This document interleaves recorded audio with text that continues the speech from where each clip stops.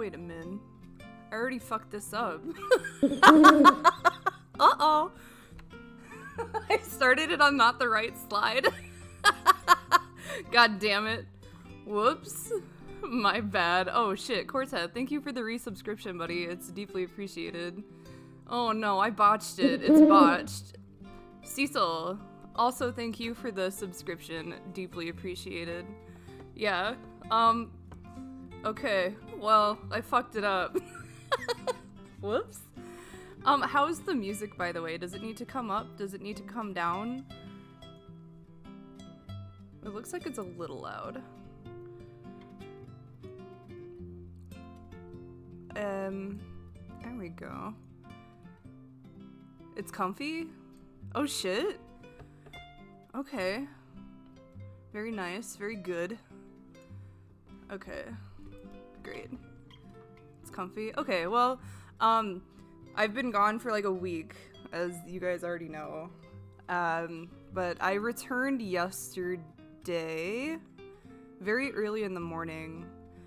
And I suppose just like as a way to just kind of ease my way back into streaming, I figured it would be cool to show you the photographs that I took while I was gone, and give you some fun facts about some of the things that I saw and that I know about the islands. You shredded all the cushions out of anxiety? Well, that's just life. I think we all do it at least once. Well, let me go back to my actual fucking slide here. Okay, I wanted to start here, man. Anyway, on the, oh god, what was it? I think on the 5th. Yeah, early in the morning on the 5th of February, I flew out to Hawaii. My family is Polynesian. My grandma, this grandma in particular, is 100% Native Hawaiian, and she turned 85 on the 8th? 9th, I think? And she wanted to come out to the islands to celebrate, so a lot of us who live on the mainland went over to the islands to celebrate over there. Oh, thank you. My grandma had a really great time. She's very small, and when I look at her, I see myself in like a couple years. You know what I mean? She's very small, and she's very vivacious, and she is an average life enjoyer, and she speaks pidgin, like pidgin Hawaiian English, and just the manner in which she talks is delightful by default. So it was fun to listen to her just be herself and to talk about some of the things that she experienced while she lived on the island. She was born on the big island, like the island named Hawaii, and was adopted by a family on Oahu, and grew up there and went to nursing school there, so she shared a lot about her childhood when she was growing up and how things have changed, especially on Waikiki, since she was young to what it is now. So that was cool. Anyway, this is the airport of Honolulu. It used to be called the Honolulu International Airport, but it is now called the Daniel K. Inouye Airport. He was a senator for Hawaii and was actually the first representative for Hawaii when Hawaii became a United States state. And after he passed away, they dedicated the name of the airport to him. And this particular photo, it was like right as I was coming out to like exit and get a rental car and everything. And like, this is the cultural garden, which like they designed it way back in the day, I think, when the Honolulu International Airport was still called that, as kind of a way. Oh shit, Cortez. Thank you for gifting that sub. It's really nice of you. They made this particular cultural garden to kind of show the blending of like Japanese and Chinese and Hawaiian cultures in a place where there would be a lot of like Hawaiian, Chinese, Japanese individuals. And like the cool thing about it too, and I don't know if it's just me because I'm like tied to the island, I guess, in a way, is like it smells so nice when you get off of the plane and like hit that first fucking like sniff of Hawaiian air. It's so fragrant. It's not like stinky, icky, like pollution air, I guess is like the only way that I can describe it. It smells really sweet, and you can smell the ocean and all of the flowers and the trees and everything. It's really great, especially like I live in the Midwest, so at most I smell like cattle or pig, or if I'm really lucky, cattle or pig with rain. So getting that first like heroin hit of wonderful Hawaiian breeze is very addicting. So yeah, this is the cultural garden in the Honolulu airport. Yeah, it's like you can smell some of the like, okay, you know how like dirt has a smell? You know how soil has a smell?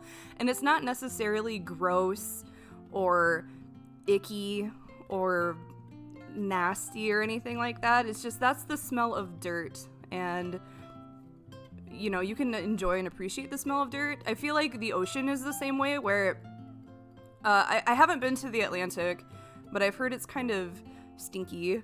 But like for this particular area, it smells kind of a little like elements of fish and elements of, I don't know, it has a very particular smell, and then blended with all of the floral fragrances. It's really nice. No, I know what you mean. Like, yeah, it's like that's ocean smell. That's what I smell, and it's lovely. Even Grandma said the same thing when I was talking to her. She was like, "Hey, how did you feel after you got off the plane?" And I was like, "Oh man, Grandma, it smells so good here." And she's like, "That was the first thing that I thought too," which was pretty cool. Anyway, let's carry on. Maybe. This is Waikiki, which is where we all stayed this time around. This was actually the view from my hotel, which was pretty fucking radical. I was initially not supposed to have an ocean view, but when I checked in, they were like, "Hey, we can upgrade you to an ocean view. Do you want it?" And I said, "Hell yeah." So I was on the top floor of this particular hotel, and yeah, you could look out onto like Waikiki Beach, which is what this is, which was pretty cool. It's very blue, which is really nice, and you can see the people coming and going. Like you can get up right away in the morning and you can see like, oh yeah, it looks like there are lots of people on the beach today. Or you could get up another point and be like, oh well, there aren't many people, so maybe I'll go down. But it wasn't, I mean, there were times where it was busy, but it wasn't ever super packed.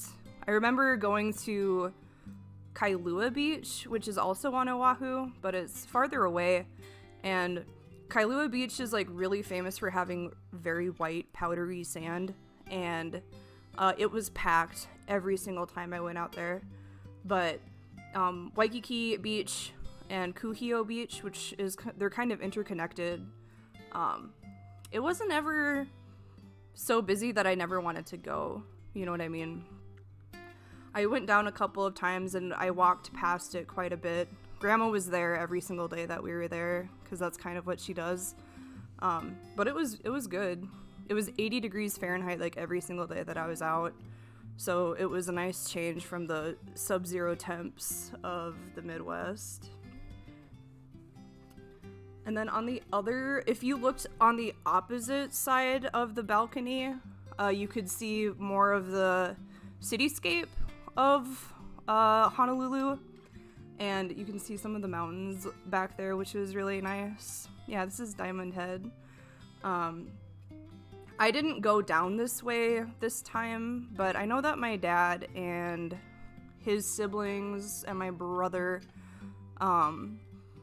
went down and drove past Diamond Head and saw the blowhole and everything out there. But my favorite part of like looking up into the mountains is that they're always cloudy more often than not.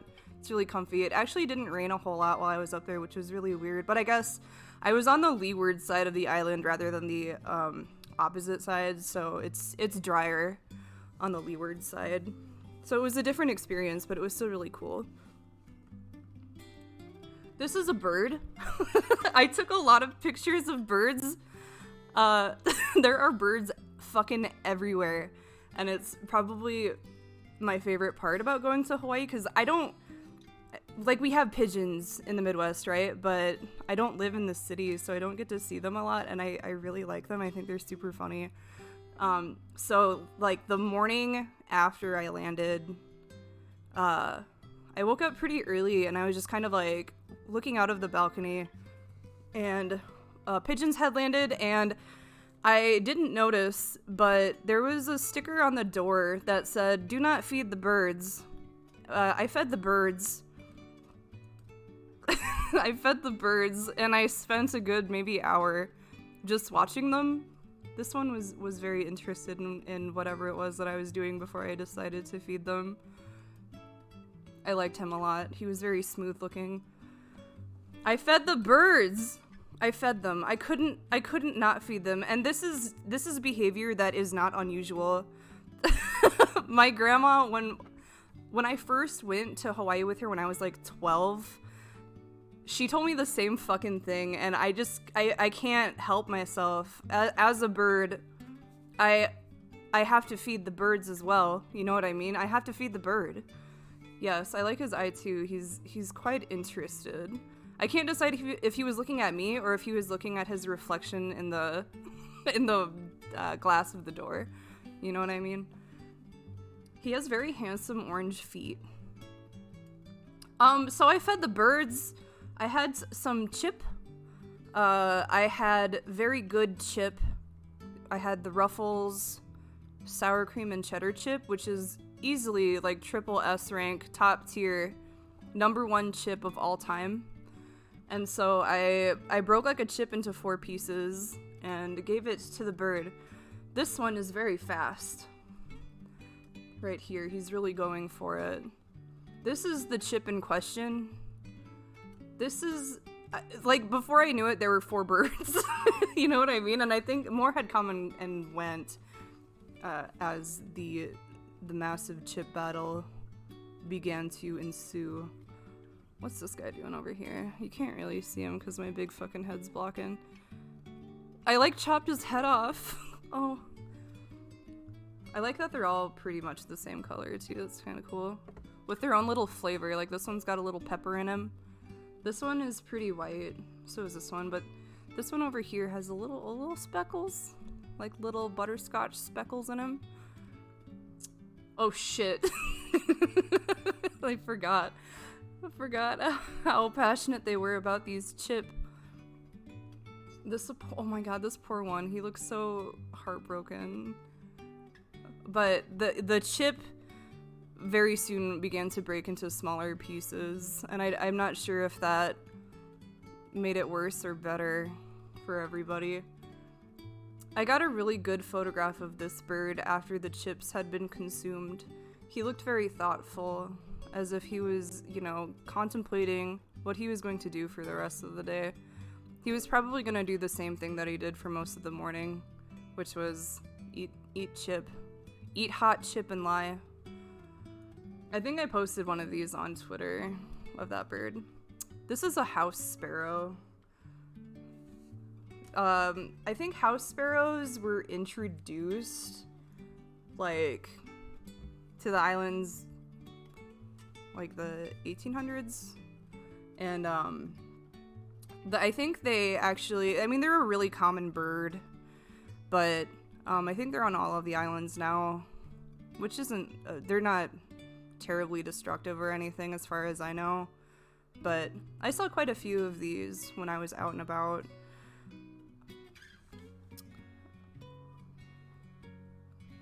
I think they prefer the drier sides. Because, like, I remember not ever seeing these when I visited when I was young. But there were tons of these, like, all over the place on this side. So I don't know if they prefer the drier side of the island as opposed to the wet side. But I saw them quite a bit. This one was very friendly. He hung out up there for a while. Oh, yes. He is looking. There's, God, what is it called? There's a particular invasive species of bird on Hawaii, and, like, I don't remember if it was recent or not, but, God, what is it called? It's called it's like a something bulbul, like B-U-L, and they already exist on Oahu as an invasive species, and they're super destructive just in the sense that they spread a lot of like destructive weeds and that tend to destroy native species, so like they're not wanted at all. And there was one that was spotted on Maui. I don't remember if it was like this year or if it was a couple of years ago, but like this fucking bulbul was like public enemy number 1. It was terrible. People were like, if you fucking see this bird, you need to take pictures of it. You need to take videos of it. Don't try to kill it. Just like let the authorities know and we will take care of it. But Maui was like, we need to get this fucking bird off of our goddamn island before it wreaks havoc on the local flora and fauna. God, what was it called? It's a bulbul of some kind. I'll look it up for you. I know it's like a something bulbul, like a something crested or something headed bulbul. Red vented bulbuls. They look like little black cardinals. They look like a cardinal on grayscale. They have a little black hat. But people were fucking losing their minds about it on Maui some time ago. But a house finch was not public enemy number 1. He was okay. He was just hanging out. Yes, the stance of a man who's wanted. That's right. This more birds, more pigeons. I was really quite enamored with them. I like this one in the bottom right. He's just kind of... He's checking it out. He's looking to see what's up.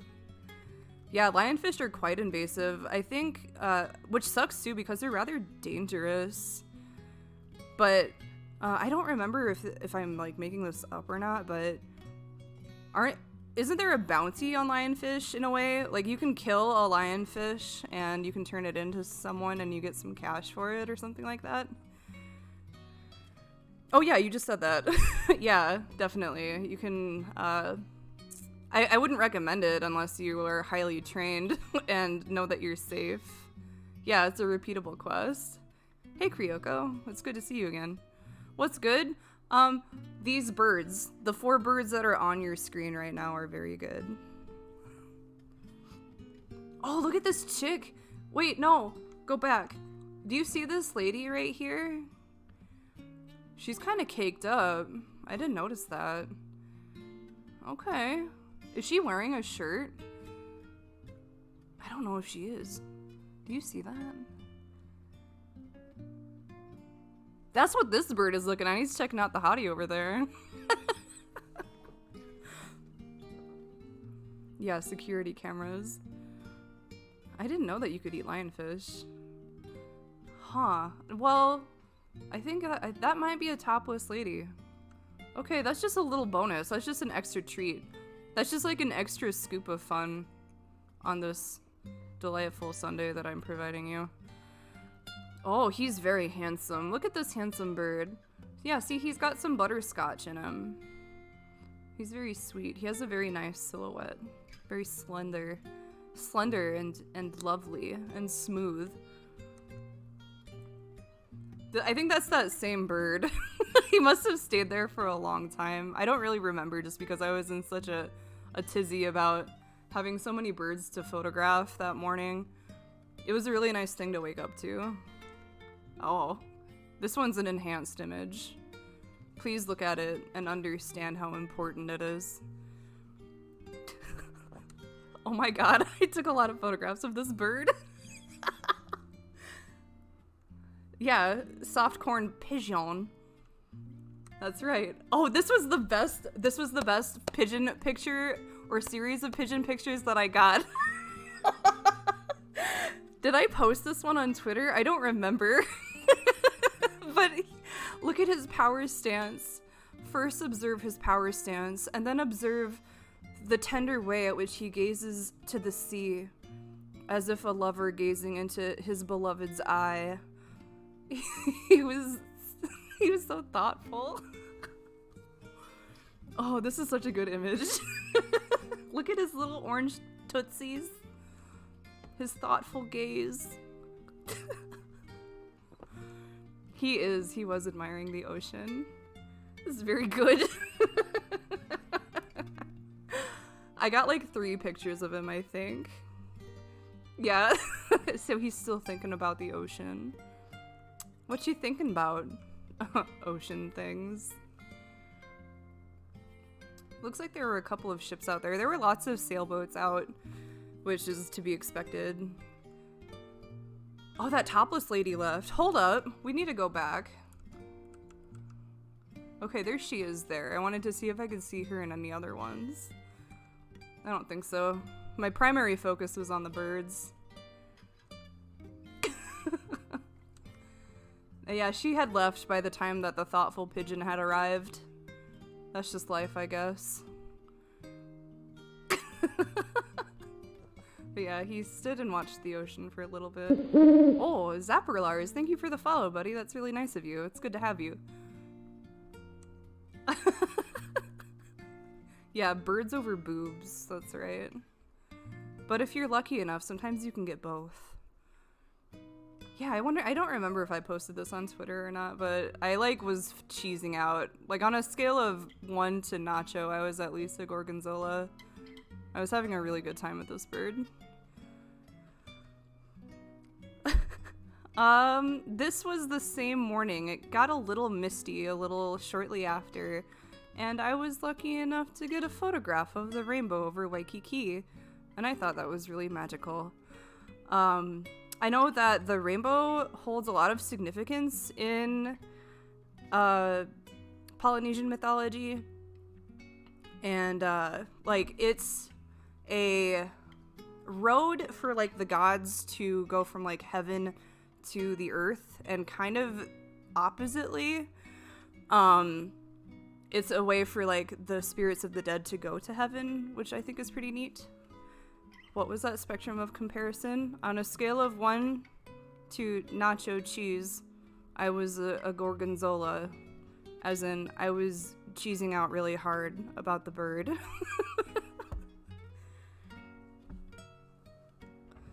Yeah, this is why we race on rainbow roads, so we can meet Pele and goddess Kalau Puna and all of the other homies. There's actually a story about goddess Kalau Puna. I think she's actually known as the Rainbow Maiden. There's a valley, I think, on Maui that is about her specifically. I can share a story with you about it if you would like me to, about her. And I think also, while I'm thinking about it, each color of the rainbow has a god or a goddess associated with it. Obviously, red is for Pele, who is the goddess of fire, and a couple of other ones. Not Pele, the soccer player, which I understand is very easy to get the two mixed up. But that's that. This is Duke, or I call him the Duke. I know a lot of other people also call him the Duke, but his name is Duke. He has a long name, as most Native Hawaiians do. He was a Native Hawaiian who popularized modern surfing. He was kind of the guy that made surfing really popular back in the day. I think he had 5 Olympic medals, or had won 5 Olympic medals by the time he passed away. He passed away from a heart attack which is really unfortunate. And he actually had a burial here, like a sea burial here. There was like a huge procession from one side of the island to the other, and there were like police cars and shit and tons of people, and they ended up spreading his ashes here. So it was really nice to see him here with all of the surfers behind like him. And like there's one right behind me with a big surfboard. So I thought that was quite nice. And I do appreciate the fact that everyone puts leis on all of the statues that exist ever on these islands. My brother and my dad tried to surf this visit, and the waves weren't very good. I mean, you can see some of the rolling waves in the back, but they're kind of hard to hit for inexperienced surfers, so they had a really hard time.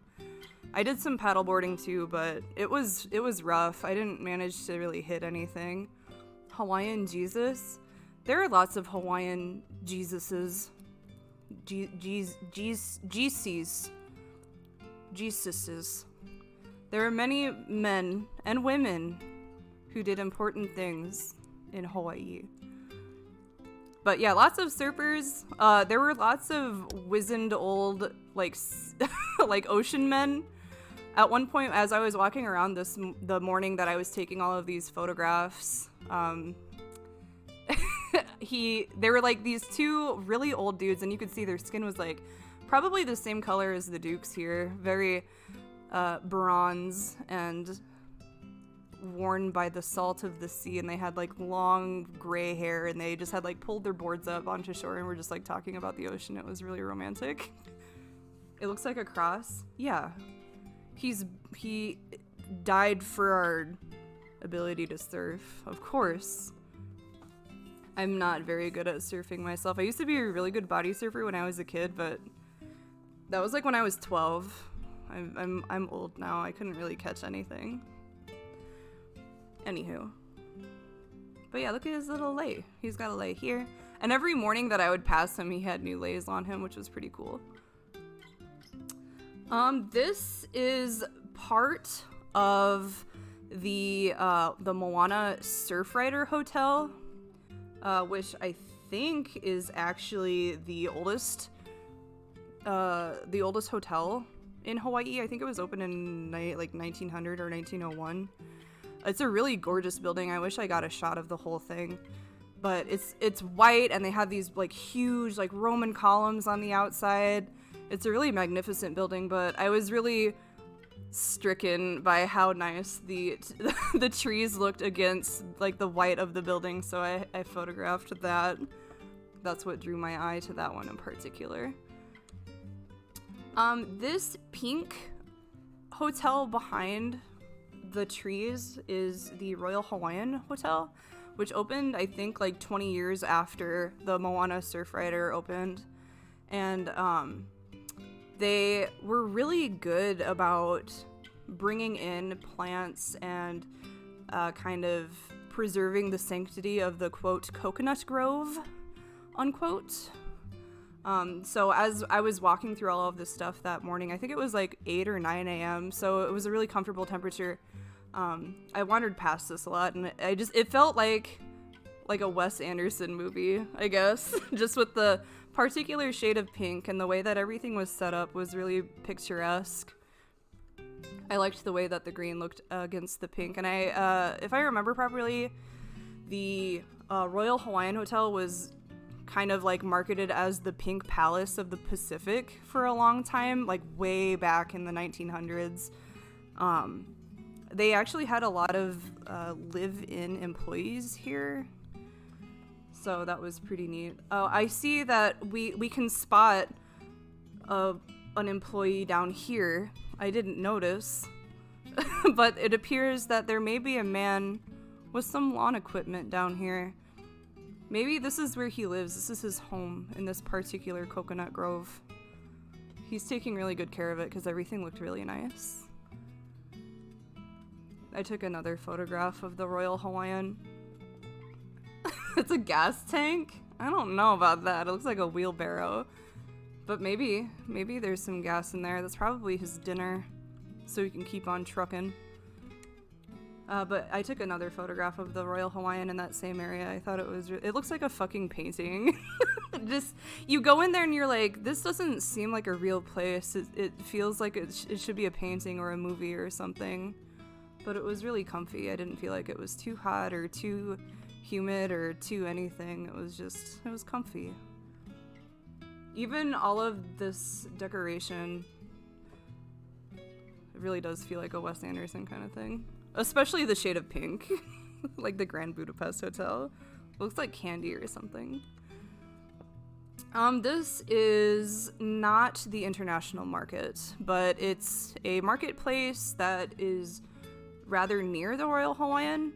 And they had lots of these red lanterns hanging up. All of the marketplaces and everything were more or less open, which was, again, unusual for me as someone who lives in the Midwest. So, like, just wandering around and, like, going into what I thought was an entrance to a building and then emerging into a space that was completely open was just like, what the fuck? And then, like, 2 steps away, there's a Sephora or whatever.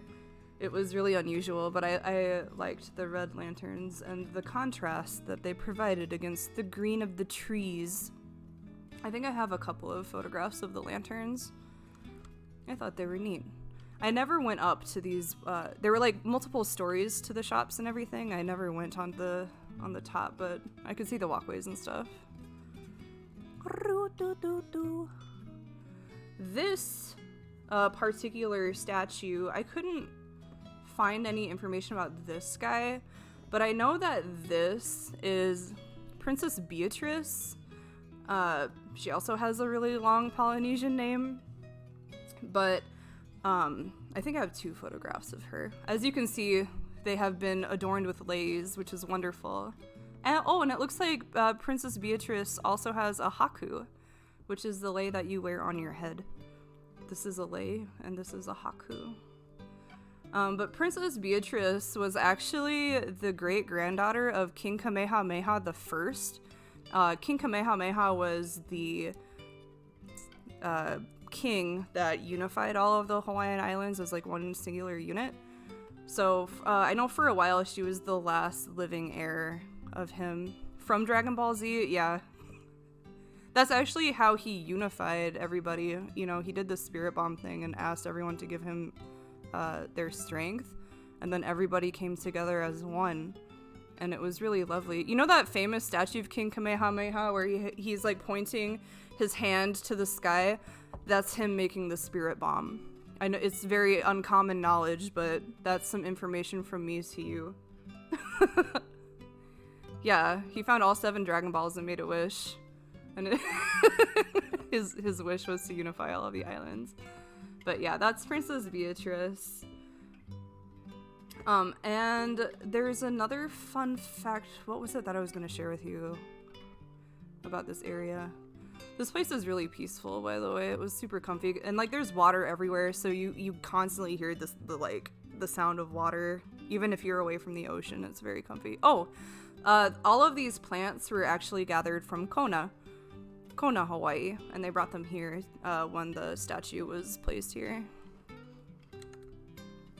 As I was walking by, there was a really nice little lesson, a hula lesson that this man was carrying for people to just hop in and learn some hula, which I thought was really fun, especially like these older gals and these older gentlemen. It just cracks me up because they just go for it. They don't care. They don't care like if they're gonna get made fun of or if they're not gonna do well. They just get right in there and go for it, and I respect that. Oh, this lady right here. She's really gesturing. Very appreciative. And then their instructor is right there. But yeah, it was like 9 in the morning. People are getting their coffee and shit, and these people are just learning some hula. I did make it to a luau. Once I get to where I hit the luau, I'll talk about it. But I did go to a luau. But yeah, this was near the Royal Hawaiian as well. I took this really great photograph for a beer commercial nearby. This is still Waikiki, but I thought it looked like a Corona commercial. I was rather proud of myself for this one. with the waves in the back and the ships and these 2 sets of fucking chairs. There's actually a lady behind me too, but we can Photoshop her out, don't worry about it. This is the same area, it's not as good because it's tilted, but this one I was pretty chuffed with. It was very nice. Yeah, Master Roshi. This I continued to dink around Waikiki. There are lots of banyan trees, and I'll talk about those in a little bit because they're fucking everywhere, but they're massive. Like this tree right here in the front is a banyan tree, and people have a tendency to carve in these ones in particular. I'm not really sure. I guess it's just because it's a cool tree and they're like, yeah, I want to put my fucking name on there. There are lots in Florida. Interesting. I didn't know that. I've never been to Florida, but I have relatives in southern Florida. But yeah, I just thought this was a nice little area. Everything is so green, and it's so different compared to like the flat fucking nothing of the Midwest, and going and seeing all of these trees and all of these birds that I don't necessarily see all the time, and much more hustle and bustle than I'm accustomed to. I was really enamored with the trees. I was really into it. This one has lots of character. I actually think I was interested in this tree because there was a lorikeet that was calling someone. He was like up here somewhere. I could hear him talking, but I couldn't see him, and I was trying to like get a photograph of him, but I never did. I never got a single picture of a lorikeet, but I saw them a lot. My youngest brother, Duck Noodle, and I saw them a lot. He might come into the chat, he might not, he might be working. But yeah, lots of birds. Speaking of birds, this is a cattle egret. It took me a long time to positively identify this bird because at first I was like, well, it's not a crane, and it's not like a stork, and it's not a heron or anything like that. And I was like, well, maybe it's an egret, and I thought egrets were much larger, but I did some research while I was out there, and it was indeed an egret. I saw these guys quite often while I was out, more often than I thought I would, but cattle egrets were introduced from Florida, I believe is what I read, and they were mostly there to combat pests, which makes sense. My brother Duck Noodle, yeah, his name is Duck Noodle. Sometimes he's in the chat, sometimes he's not. Yes, a pointy bird. They crack me up because they'll be standing there and they'll have their neck like tucked in, and you can just see like the oblong body and the long stilty legs, and then suddenly they stretch their neck out. It cracks me up. But yeah, this is a cattle egret. I took another photograph of some hotels from a clearing that a lot of the hotels had grounds that had clearings like this, and it blew my mind. Because, like, usually when I think of a hotel, I'm just like, oh, it's just a fucking, like, building that comes straight up from the earth, and it doesn't have anything interesting. But everything is very green and very aesthetic in this area, and everything smells so good. But look how nicely trimmed that lawn is. We could all learn something very important from this lawn. Make sure your lawns look like that. But look, yeah, look at that. It looks like a fucking postcard. That's fucking ridiculous. How dare it? How dare it be so picturesque? The audacity. Lots of mynah birds were out here too. We'll talk about mynah birds later. Yes, the pointy bird. I like this particular plant right here. I don't remember what it's called. It's not a fan palm, but the leaves are situated in a way that look kind of like a fan. Here's some more birds. These are jungle fowl. They're not chickens as much as I want to call them chickens. They're similar, but they're different. But these motherfuckers are everywhere on the islands. I remember when I went with my grandma when I was really young, I would get woken up by them all the fucking time. Still tasty? Absolutely. Moondune, thank you for the subscription, you little rascal. I appreciate it. It's really nice of you.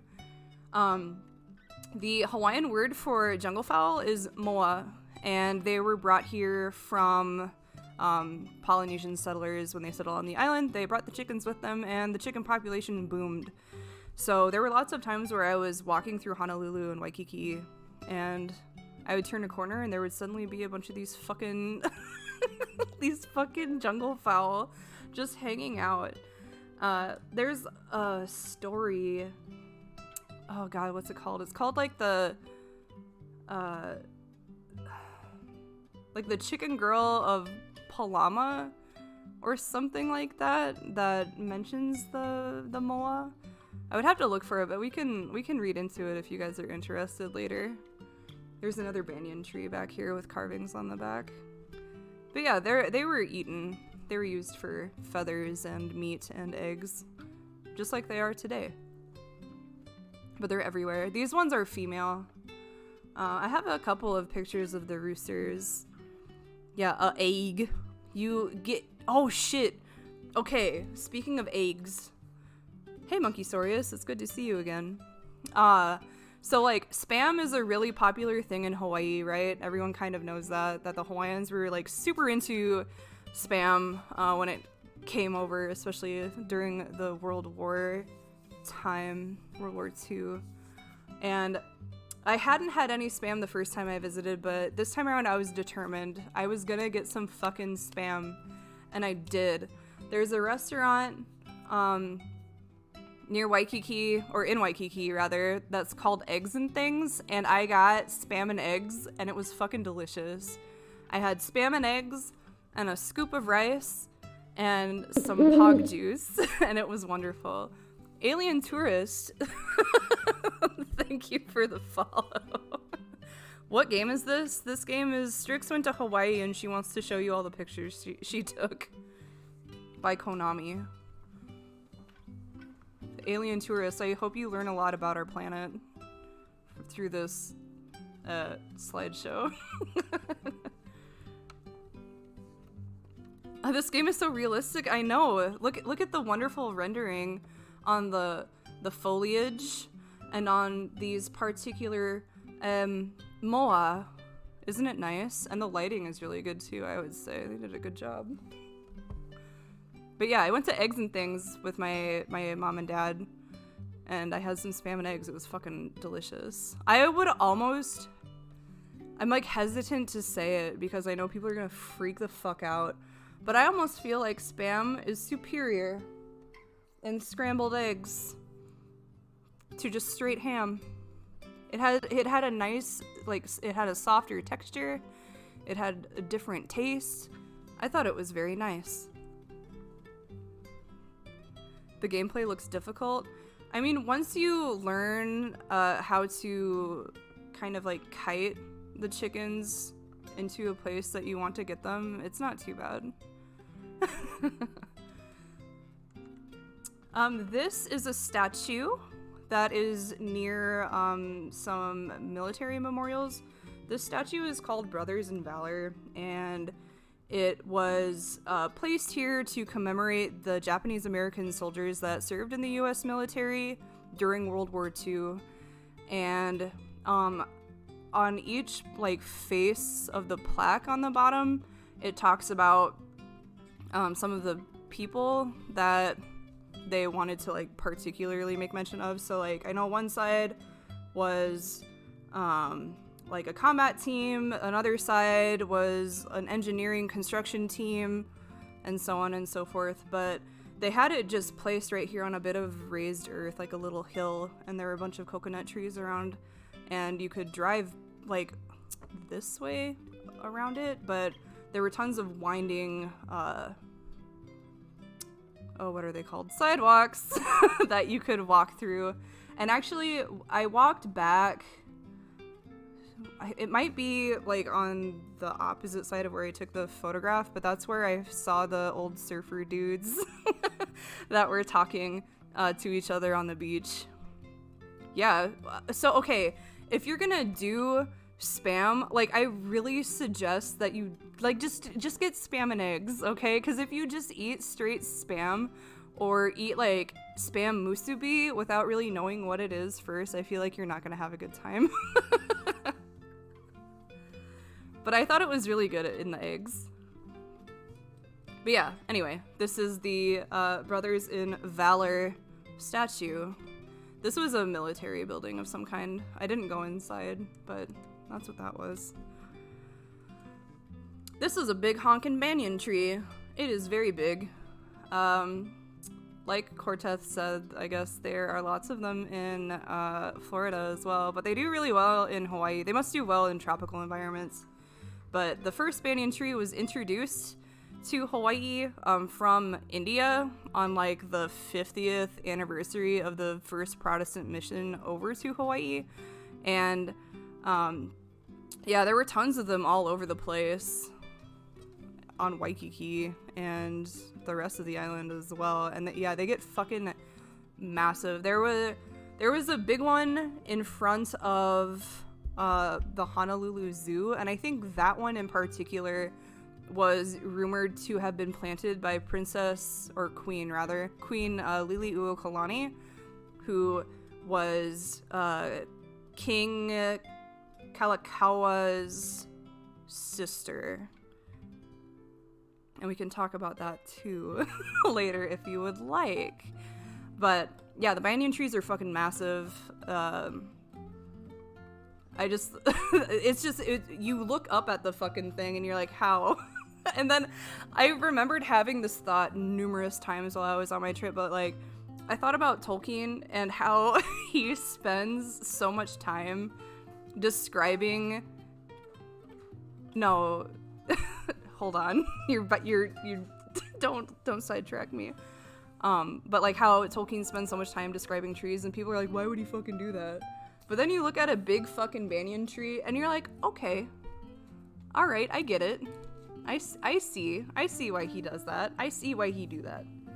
Because of big fucking trees like this. They're magnificent. This one was relatively unmarred by vandalism and ne'er-do-wells. It was a pretty pure tree. No. Queen Liliuokalani and King David were not married to each other.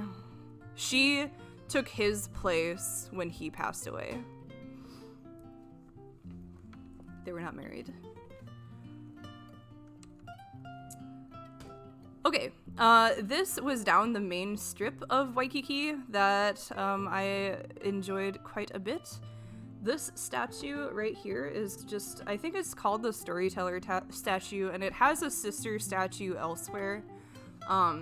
But the significance of this Storyteller statue in particular, they put it here just to kind of honor the fact that Polynesian women in particular are kind of the number one, I guess, historian of their people in a way. A lot of Polynesian culture is passed down through oral tradition, and the women are usually the ones that share those songs and poems and stories with their children, and that's why they put this statue there, to honor it, from what I gathered. The other statue is placed in a building somewhere. I don't really remember where it was, but I think it was far away from where I was. But it was still really cool. It's pretty big. There were lots of people on this particular street that would, there was like a fucking dance battle like every Friday, Saturday, Sunday night close by, which was pretty impressive. If you keep going down a ways, there's actually a fucking Crocs store, and they would do the dance battle in front of the Crocs store during those nights. Cracked me up. This is another shot from that interior marketplace where the lanterns are. As you can see, there are some lanterns here. This guy right here on this mural, I think, is supposed to be Don Ho, which was a very, very famous Hawaiian singer. There's a statue of him in the international marketplace that I never photographed, and I don't know why, because I'm an idiot. Most of the pictures that I took were on this day, because none of my relatives had arrived yet, so I kind of had an extra day to myself. So I spent a lot of time just walking around taking photographs, which was nice. It was really comfy. Hey, Carrie Zool. This is Duck Pond. This, I think, actually looks like it's in the Honolulu Zoo, now that I'm looking at it. But yeah, like I said earlier, there was a big banyan tree outside of the Honolulu Zoo, and I think there was actually a statue of Gandhi outside of it as well. But the zoo, before it became the Honolulu Zoo, was actually a place where David Kalakaua, the king, had a place to display all of his birds. He had a huge collection of birds, and there were tons of birds at this zoo, and I didn't photograph a lot of them because it was kind of hard to get them through their enclosure. But they had like tons of birds of paradise. They had a fucking kookaburra. Like, I heard the kookaburra from across the zoo. You know, they go like, wah! And I said, oh my god, there's a fucking kookaburra. And I bolted across to see him. And he was big. He was big, and he was right in front of his little cage, and he was just chilling. It was really cool. The bird of paradise is also a plant, but I'm talking about the birds of paradise that are birds. But there's a duck here. But yeah, these grounds were actually King Kalakaua's, like, it wasn't necessarily just an aviary, maybe a menagerie. There used to be a horse track out here back in the day, but mostly it's just a zoo now. Yeah, there are birds. There are numerous birds of paradise, actually. What's another fun fact that I can share with you about? King Kalakaua was also known as the Merry Monarch, like Merie monarch, because he was well known for being a very fun-loving and flamboyant man, and was a huge patron of the arts, was really into poetry and dance and music, and there's actually a Merry Monarch festival in this area every year. It's really cool. Here's another one of the banyan trees that was on the ground. This was actually inside the Honolulu Zoo, and I spent a lot of time just sitting under this tree and just hanging out, and what's the term that the children use? Vibing. I was just vibing under this tree, and it was cool and quiet, and you could hear nothing but the rustling of the trees and the distant call of a kookaburra, and I couldn't get enough of it. Whoops! There is a photograph of the sun through the trees. Isn't that nice?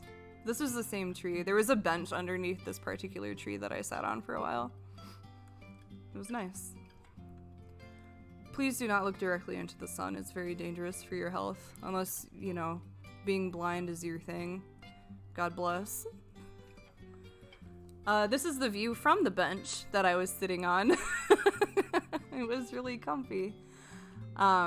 A little bit to the right, you can't see it, like to the right off camera, the Royal Hawaiian Band was setting up for a while, and I didn't have the opportunity to hear them play the day that I went here, but a couple of days after, when I was walking to the Waikiki Aquarium, I could hear them playing from the other side of the fence, and they did a really great job. It was like a traditional band with brass instruments and everything, and they did a really great job. This is a red-crested cardinal. You can, so, this is so fucking stupid. This will be the last thing that I mention before I take a quick break. So this bird, the bird that I just showed you, was sitting on this fallen tree over here to the left, and I spotted it from my place on the bench, and I was like, oh fuck, I hope that I can get a decent shot of this fucking bird. So I kind of crept up from where I was on my bench all the way to this little area with the tree, and I managed to get a pretty decent shot of this little red-crested cardinal. Red-crested cardinals are actually native to South America, and they're not an invasive species by any means, but they are not native to Hawaii. But I saw quite a few of these, and I think they're handsome little birds with their little like gray-black coat and their fancy hairdo. I saw them hanging out with the myna birds a lot, which is kind of weird to me. But I got a really good shot of this little guy. Well, yeah, telescopes that are pointed at the sun are not our eyeballs, and they are far more protected than our squishy little retinas. You know how it is. But I was pretty pleased with this photograph of this little cardinal.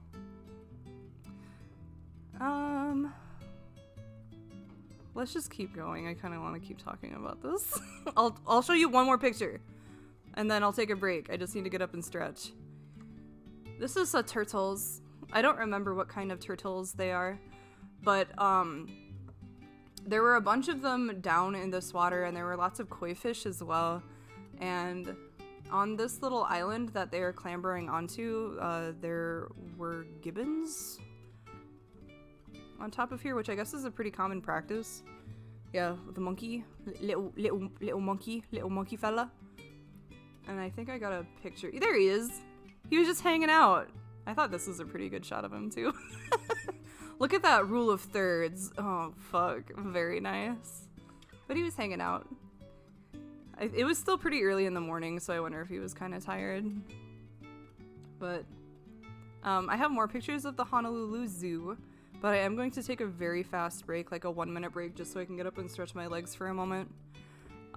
So give me just a minute here, and then I'll show you some more pictures that I took of the Honolulu Zoo and more. I will be right back.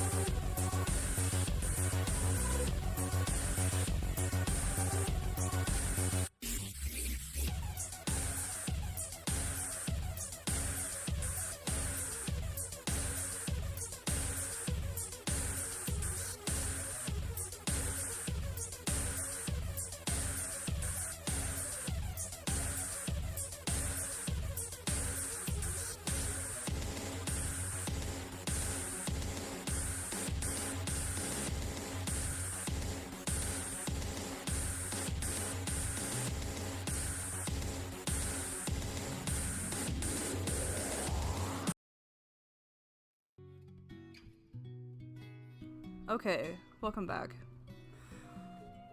I said that to myself. Thank you. Alright, thank you for waiting as well. I do appreciate it. I had this thought as I took my break. My great-grandfather, who has passed away, used to have a ranch on the island that was pretty close to Waikiki.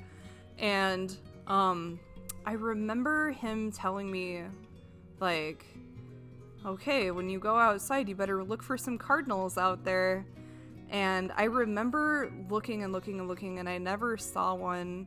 But I wonder if I was looking for the wrong cardinal. You know what I mean? I think I was looking for, like, are they called northern cardinals? I'm gonna just make sure. Yeah. I think I was looking for the northern cardinal because that was the only cardinal that I knew existed. Not these little guys. So I wonder if these were all over the place and I never realized when I visited the first time. God rest his soul. Because these were plentiful and there were lots of them. There's turtle. Gibbon. There were some lemurs. Little lemur fellas. There were quite a few of them. I think there were like 5 or 6. But they had a little island environment, and like up here they had a structure that they could climb on, but I think by the time I got to them, it was starting to warm up a little bit, so they were all sleeping together in the shade. Except for one, which I will show you right now. This guy was hanging out on his little lemur bridge. There was another one too, I think more up this way. But I spotted him from the corner of my eye and I was like, hell yeah. Looks like he's having a great time. He looks very comfortable, like he's just basking in the light. Here's some more, I really just, I like the foliage. Yeah, the lemur was enforcing the bridge toll. What do lemurs like to eat? Are they insectivores? No, they like fruit too. Maybe they're just straight up omnivores. It costs 1 beetle to pass the bridge. That's the toll. 1 beetle and maybe an orange or something. And then you can pass, and then you can go to Lemur Island. So there's a stop sign and a man there. He probably couldn't pay the toll, so he had to leave. Little bastard. But yeah, I took another picture of the trees and stuff. These are, I think they may be Galapagos tortoises? I don't remember. But there were quite a few of them out here. This is a different variety than this one. I don't remember. I don't know the other creatures as well as I do the fucking birds. But there were quite a few out here. It was cool. There's another one. He got really close. He was very active. He had, like, he was hanging out up here in the mulch, and he had climbed his way over this way on the grass and was enjoying the sunshine by the time that I got to him. But he, like, booked it. He booked it as quickly as a tortoise could over to this sunny spot, which I thought was quite admirable. He did a very nice job. There's another moa.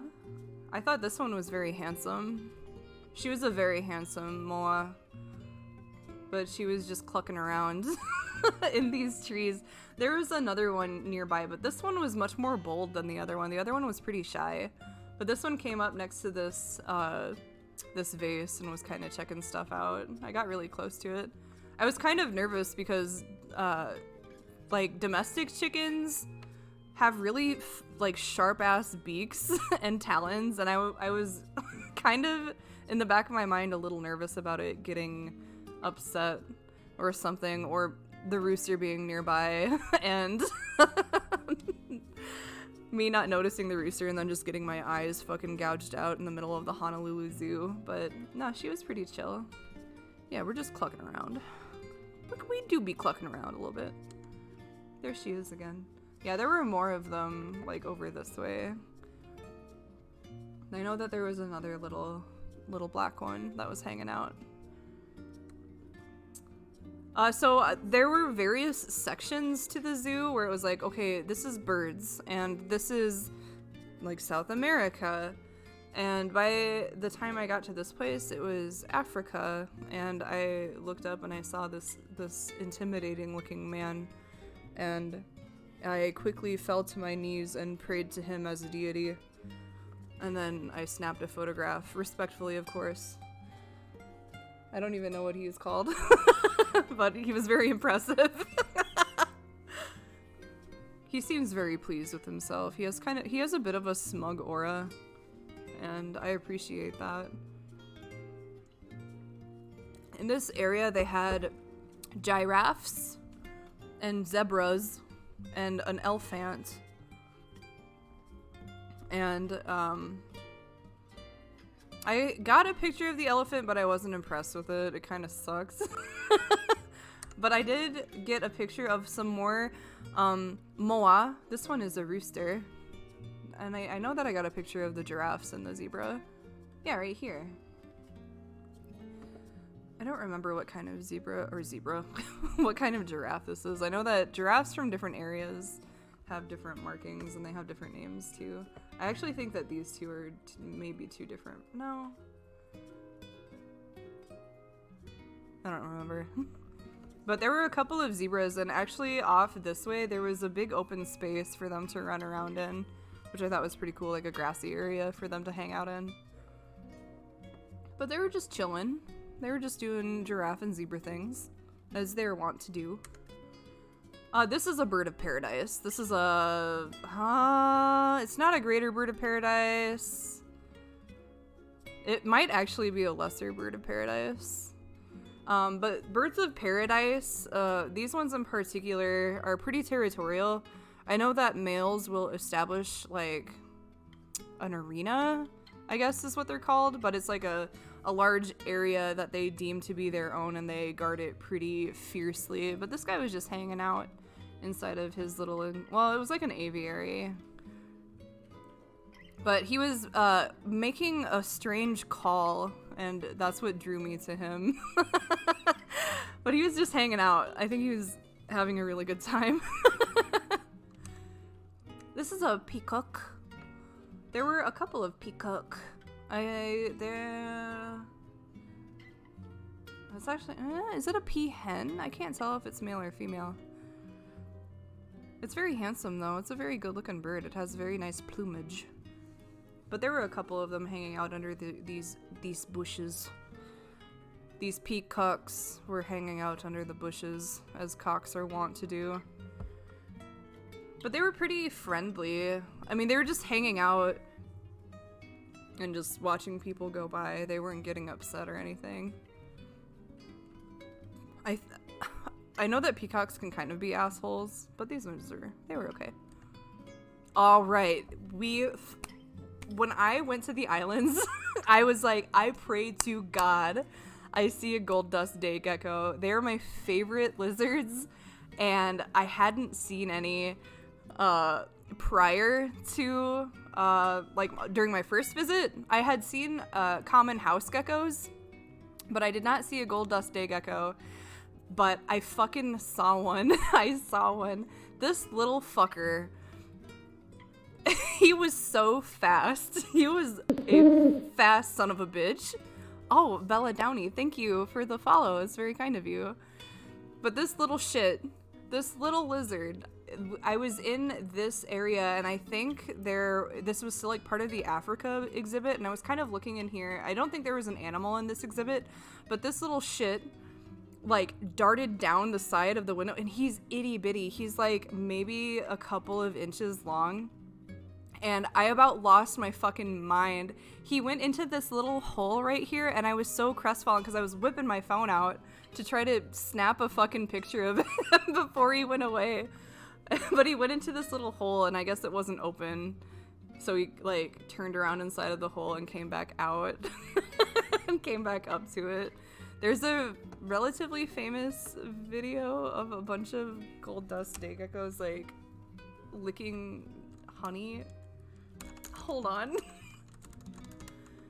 And it has like a bunch of Yoshi sounds on it. I'll show you. But these are my favorite lizards. They are not native to Hawaii, unfortunately.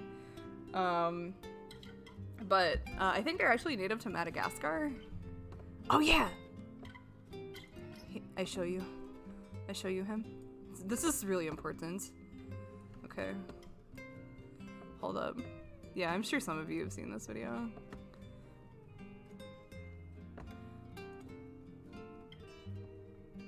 But I was really excited to see this fucking lizard.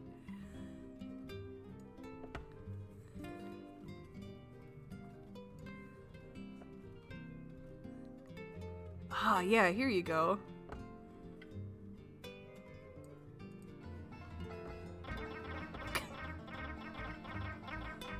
Look at him.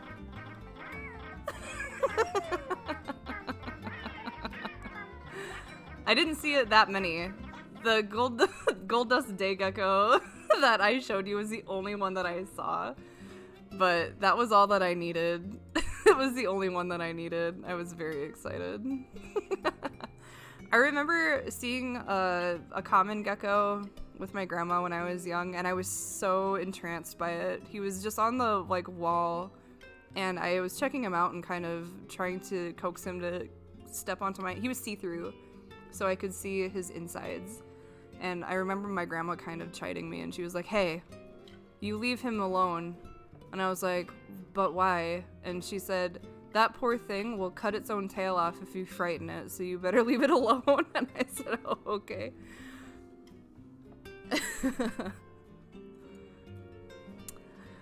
This is the hotel that I stayed at. I don't know why it took me so long to take a picture of where I stayed at, but I was on the top floor, and this building was so old that it was one of those buildings where they don't put the 13th floor onto the elevators, like they don't list it, which I thought was an interesting little tidbit. There are stained glass windows like right here on the side that were pretty cool. I think I might have taken a picture of them.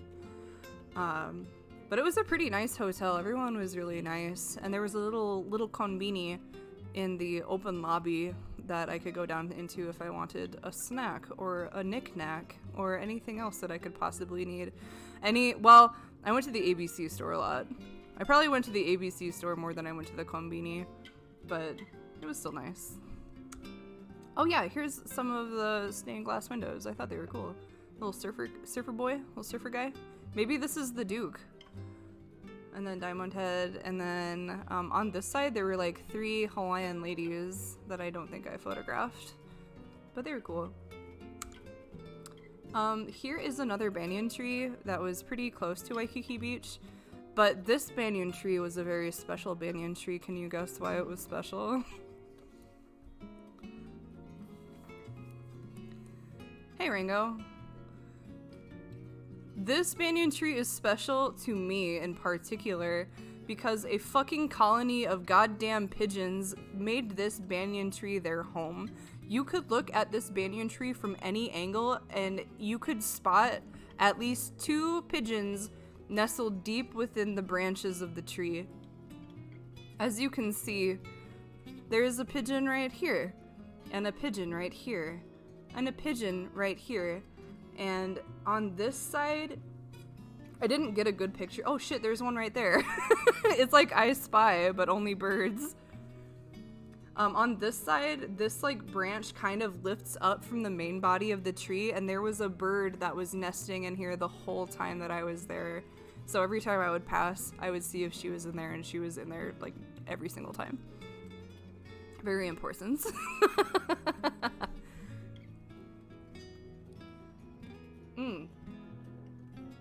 This is a statue that's a little ways up. Oh shit, there's a pigeon here too. Look, there he is. So beautiful, so magnificent. This, I guess I should say it's down the way. This is like closer to the Diamond Head side of Waikiki. But this statue is called Makua and Kila.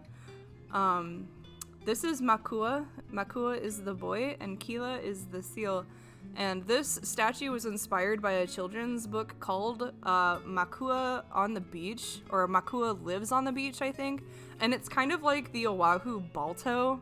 It's one of those stories that like everyone who grew up on the island knows. And it kind of has like a similar message of, you know, like togetherness and respecting nature. The author of the book, I think, is actually a teacher and a surfer, which is pretty cool. But this is like right next to the beach, like right off to the left is the beach. And Kila, the seal, is a monk seal, and there is usually a monk seal at the Waikiki Aquarium, but the particular monk seal who was usually there was actually shipped to, I think, California when I went, because it was part of a research endeavor where a bunch of scientists are trying to learn more about monk seal behavior, which I thought was pretty cool. Oh shit, Andy. Thank you for the resubscription. It's appreciated. I appreciate it. Thank you. It's good to be back. It's been like a week or two, so I wanted to show you guys all of the things that I did while I wasn't streaming. This statue is called, creatively, Surfer on the Wave, and I think it's a surfer on a wave. Not really sure. I don't think there's really a huge story about it. But I do know during the pandemic, like, someone put a mask on this guy and people were losing their minds over it. Is it a surfer on a wave? Wait, hold on, let me look. Holy shit, I think you're right. I thought it was a cool looking statue. You can see the Royal Hawaiian in the background from here. But I mean, like, see what I'm saying? Like, the beach was decently populated, but it wasn't ever so packed that I wanted to blow my brains out or anything. Damn, you're so smart. How did you know it was a surfer on a wave? That's crazy. This is a fucking mynah bird. I love mynah birds. I think they're funny. My grandma fucking hates mynah birds. She hates them. She thinks they're annoying. They're kind of like pest birds, I guess. This particular mynah bird, I think, is an Indian mynah, so it must have come from India, and there was a lot of like Indian activity on the island. But I do remember being younger when I visited with my grandma, and we had walked along Kailua Beach, and we stopped to get sandwiches from like just some like guy who was selling sandwiches on the beach.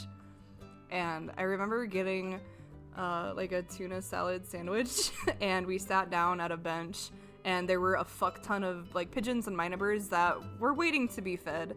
And that was one of the many instances where she said, "Hey, don't feed the birds." And I snuck a piece of bread to a mynah bird, and he gobbled it up with delight. They were everywhere. She doesn't like them because she thinks they're noisy. They settle in pretty large flocks in trees, and they just chatter, chatter, chatter forever. And I thought it was funny. She doesn't think it's funny, but she grew up on the islands, not me. So she probably is more annoyed with them than I am, because they're novel to me, but they aren't to her. I know that mynah birds have the ability to talk. I know that there was a famous mynah bird on the internet called Abe-chan, who was owned by a Japanese individual, and I think poor Abe passed away a couple of years ago, but it's a super cute bird. I know it says like moshi moshi. There's a video out there. But this particular mynah bird that I photographed was taken near the Kapeolani bandstand. There's like a duck pond and a bandstand, and there were lots of ducks and lots of mynah birds and lots of lorikeets and lots of other birds. And I spent like an hour just sitting by the duck pond and enjoying the birds passing by at one point. It was quite nice. I think they have very handsome little hairdos as well. But this guy is a fine example of a mynah bird. There's a beach on Maui called Big Beach. There's a little beach next to it called Little Beach. Yes. Little Beach is clothing optional. Damn. Guess I know where I'm going next time. This photograph was taken while I was in a car on my way to the Polynesian Cultural Center. So this car was going very fast, so these pictures kind of suck balls. But when you get up into the mountains and everything at this point, it gets a lot cloudier, which I rather like. Everything is very green and very lush. It's very nice. Alright, this is my favorite fucking island on Oahu. Or around Oahu. It has a questionable name, but I'm not going to share it, but I will let you know that its Hawaiian name is Mokoli'i, which means little lizard. you can actually get to this beach on foot when the tide goes out. You can just walk right on over. But it's generally not recommended because when the tide comes back in, the currents around it get very strong. And people can get in trouble when they aren't respectful of the currents nearby. But I have an auntie who lives very close to Moko'ili'i, and we drove past this every single time when I visited with my grandma the first time, and I was I was really excited to see it again. It was like, oh hey, it's my old buddy. But yeah, we drove past that on our way to the Polynesian Cultural Center. It's a pretty it's not deserted, you know what I mean, but it doesn't really have a whole lot on it. It has some like coconut trees and things, but it's like it's not special for anything other than its proximity to the rest of Oahu. And like you see this island on lots of postcards and photographs of Oahu, which whatever. But yeah, it has a name that some people would not like, but it looks like a hat. It looks like a hat. That's all I'll say about it. Oh, but I love this fucking island. It's just like, it's my homie. There were lots of people who were fishing out here. The beaches near here get really rocky, and there used to be a really famous beach very close to this, but because of the houses and everything, like the urbanization of it, a lot of the beach has been lost. Yeah, that's kind of how I feel about it too, Cortez, but I'll be safe. If you're interested in the name that it is more commonly known by, you can do your own research. But Moko'ili'i is its Hawaiian name, which means little lizard, which I find rather silly.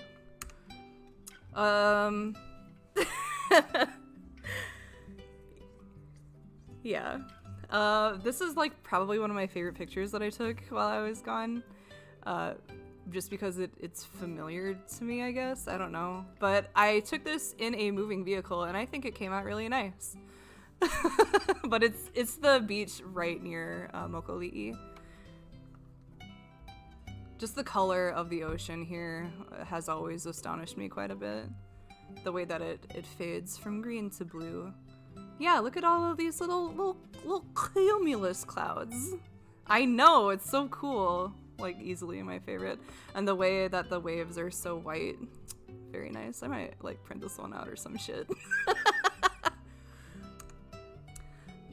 Anyway, this is the part of the Polynesian Cultural Center. The Polynesian Cultural Center is fucking radical. I went here when I was younger, and it was nice to come back now that I'm older and can kind of understand things more. Almost all of the employees here are students, which is really cool. So the tour guide that I had was this little Korean girl.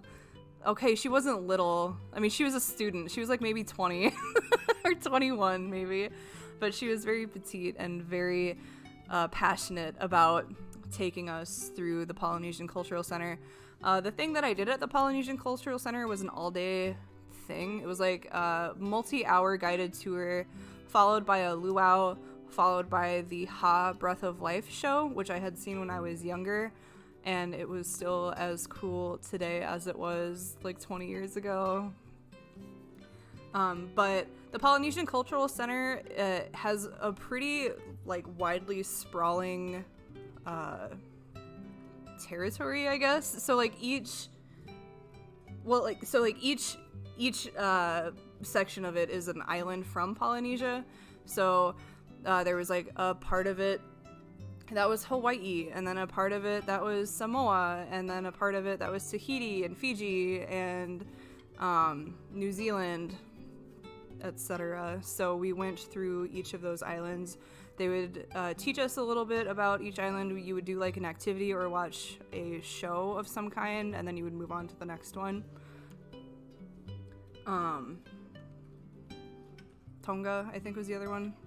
Tonga. Tonga. And then they use the Maori name. It's like Aotearoa. Aotearoa. Yeah. Aotearoa. Yeah, it's where your Maori friends come from.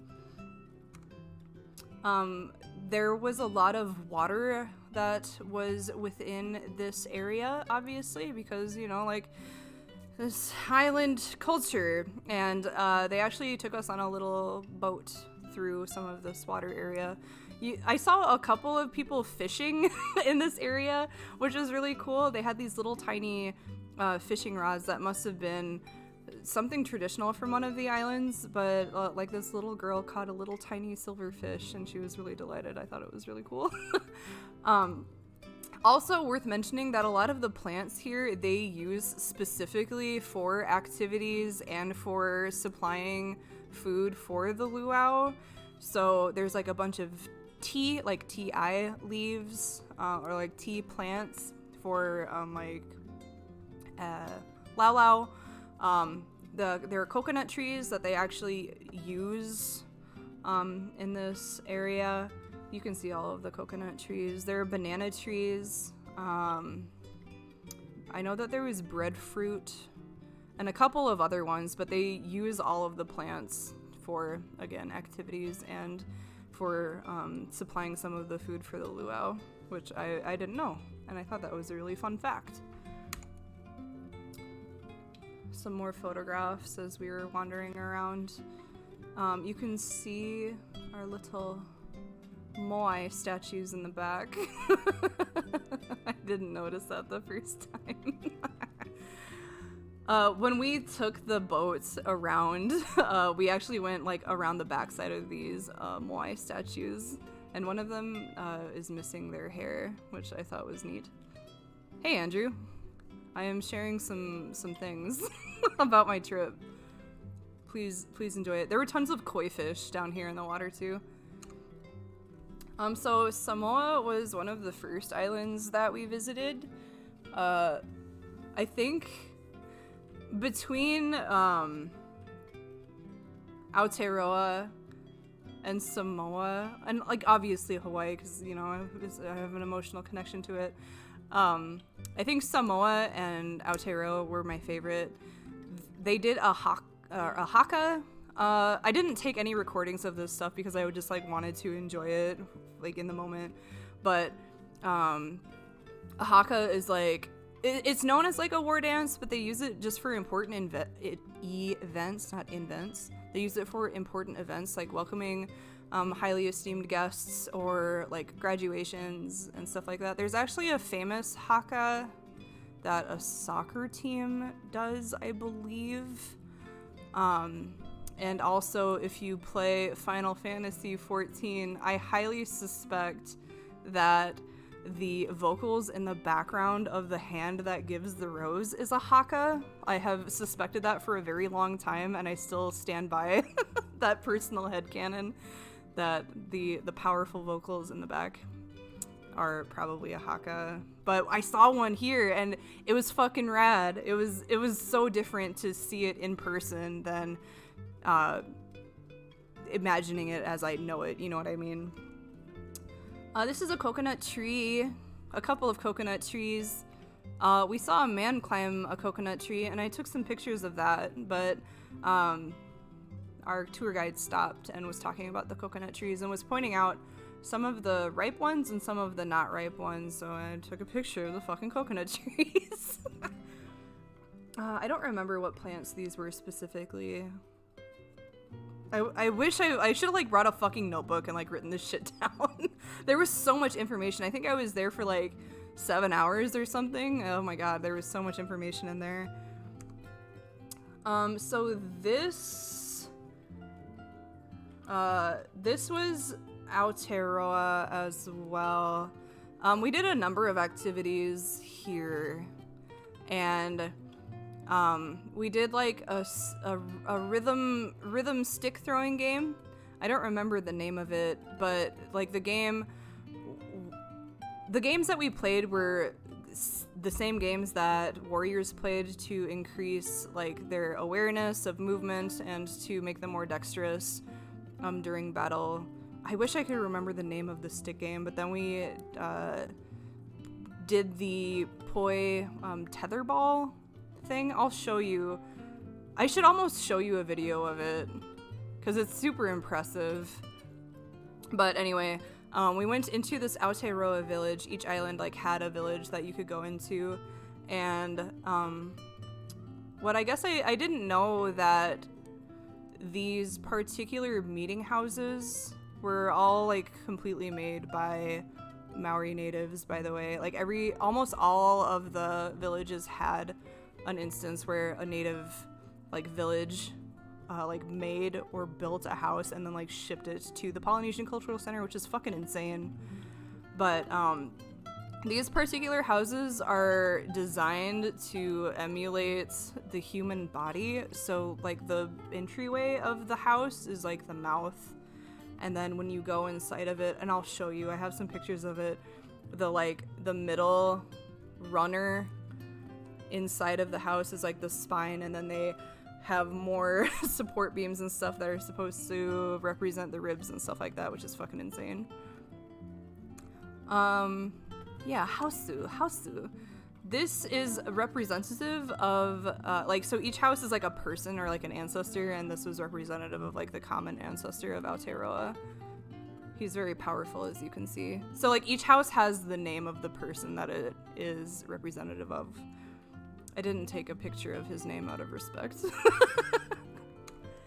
Okay, but yeah, so this is the interior of the house. So this right here, this center part is supposed to be like the spine, and then these beams here are representative of the rib cage, which is fucking wild. That's crazy. I never knew that. I was really appreciative of all of the intricate carving work, especially on this. Like, these are supposed to be representative of gods and goddesses too. The eyes on here, I don't know if you can see them very well. I think I got a better picture of one of these carvings. Yeah, these are abalone shells, which is traditional. I thought that was cool. Okay, so this was the individuals, the Maori individuals who worked here, who did some of the poi twirling. And okay, this fucker, right? Do you see this son of a bitch right here? This skinny fella? He went fucking ham on the haka. He was I felt the spirit of the warrior transfer from him to me. He was so passionate when he was doing this fucking haka. Like, when you do a haka, you're supposed to make like a scary and intimidating face, and a lot of the time you'll like stick your tongue out too, and he was the only one who did it that way, and I appreciate him. I appreciate it. I wonder if I can find a video of a haka that they do here. And then the ladies were singing a traditional song and doing the poi tetherball dance. They were going so fast. They were so skilled. You can see a couple of spare ones that she has tied to her skirt here, but she was all of these ladies were twirling them and singing a song at the same time. It was fucking crazy. I should just show you some videos of this stuff that they have available, just so you can appreciate it for what it is. Let me show you. But yeah, that skinny fella right there, he was my favorite. I also thought it was interesting that the poi tetherball name is called poi, because like they said it the first time and I was like, poi, like the food? It's like, nope, it is this other thing. Let me see if I can find a haka that they did. Oh, yes. Okay, this isn't my video. Oh my god, I'm so excited to show this to you. Hold on. Hakas are like my favorite Polynesian thing. I will show it to you at this time. You might also feel inspired to do a haka of your own after watching this. So be warned. and then I'll show you the poi. Let's see. Here you go.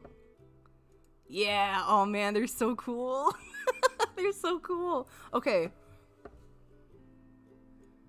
I'm gonna turn it up so you can get the full experience. Oh, also I made this overlay by myself. I hope you like it. Significance of settings, places like this, and our connection to them. Though the outward appearance of this was the same guy that came and talked during mine too. assured that most of you have, and all of the people are natives of Polynesia in some kind of way, which is very impressive.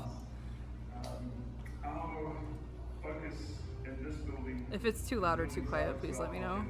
is unity and strength of that unity that can reside in a tribal or subtribal group with the families that associate with those tribes. So the expression of unity found within the domain of the warrior is called haka. That expression was well used and well documented.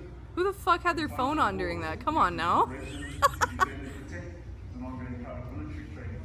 It's like you guys are right there with me. You can hear the drums in the back too. To others, to celebrate the occasions in our lives of the greatest significance. So ladies and gentlemen, that's the purpose of our haka, that we might be united. Whoa! Oh!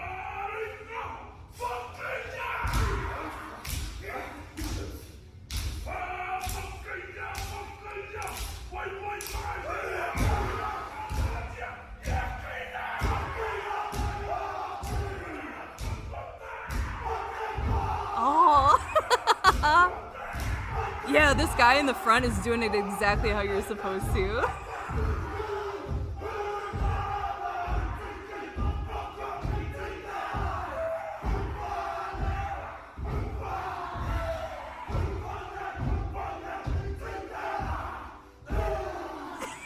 Isn't that the best? Oh god, he was doing it perfectly. Oh my god. That's my boy. That's my boy. Oh, this is the same dude. Oh my god. Okay, we'll get to it in a minute. We'll get to it in a minute, I promise.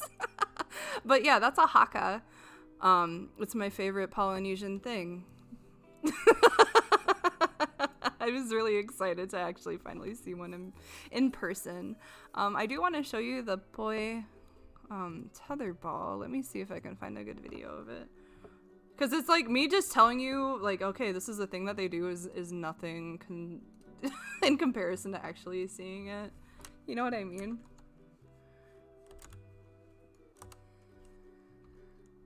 Yeah, ball twirling. Oh, it's the same gal. Oh, this is so nice. Hold on, let me just make sure. I'm not gonna play the whole thing.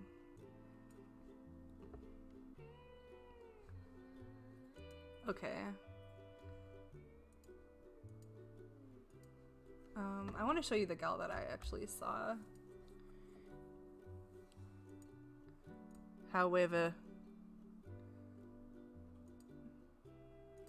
I want her to do the big one. Here, we'll just do this. It's cool. I'm just impressed by how well that they do it. Because I'm an idiot and I couldn't do it very well. Let's see. Yeah, wait. Yeah, there you go. Poi. It's called poi. Here you go.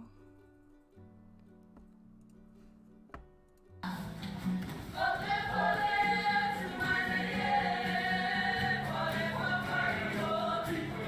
yeah, they bounce it off of their palms and their elbows.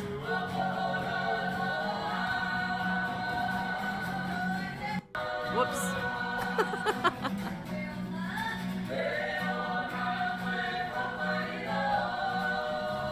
Oh, they did the same song too. That's cool.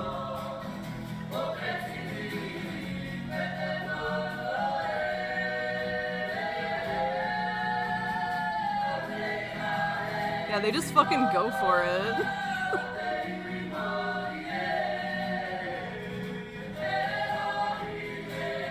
Now, the only difference between this particular performance and the one that I saw was that the boys in the back were doing a haka while the ladies were twirling, and it was very powerful. These ones are just kind of just hanging out.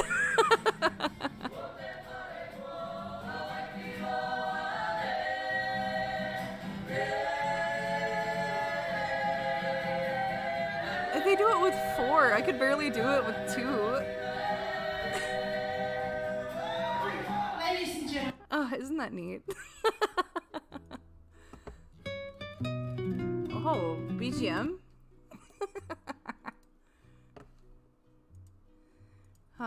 It was very impressive. I was very pleased with it. Okay. Yeah, it was really impressive. And then the boys did the, like the stick throwing. Well, no, it was both the boys and the girls. Both the lads and the ladies did a performance of the stick throwing exercise. It was very impressive. Okay, hold up. I like lost all my shit. I'm such a fool. Okay, there we go.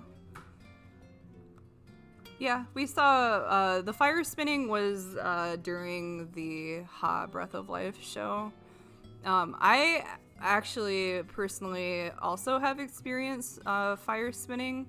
When I was young, I was a twirler, and I briefly learned how to twirl knives and flame, and it was very exciting to see it in this particular environment as well.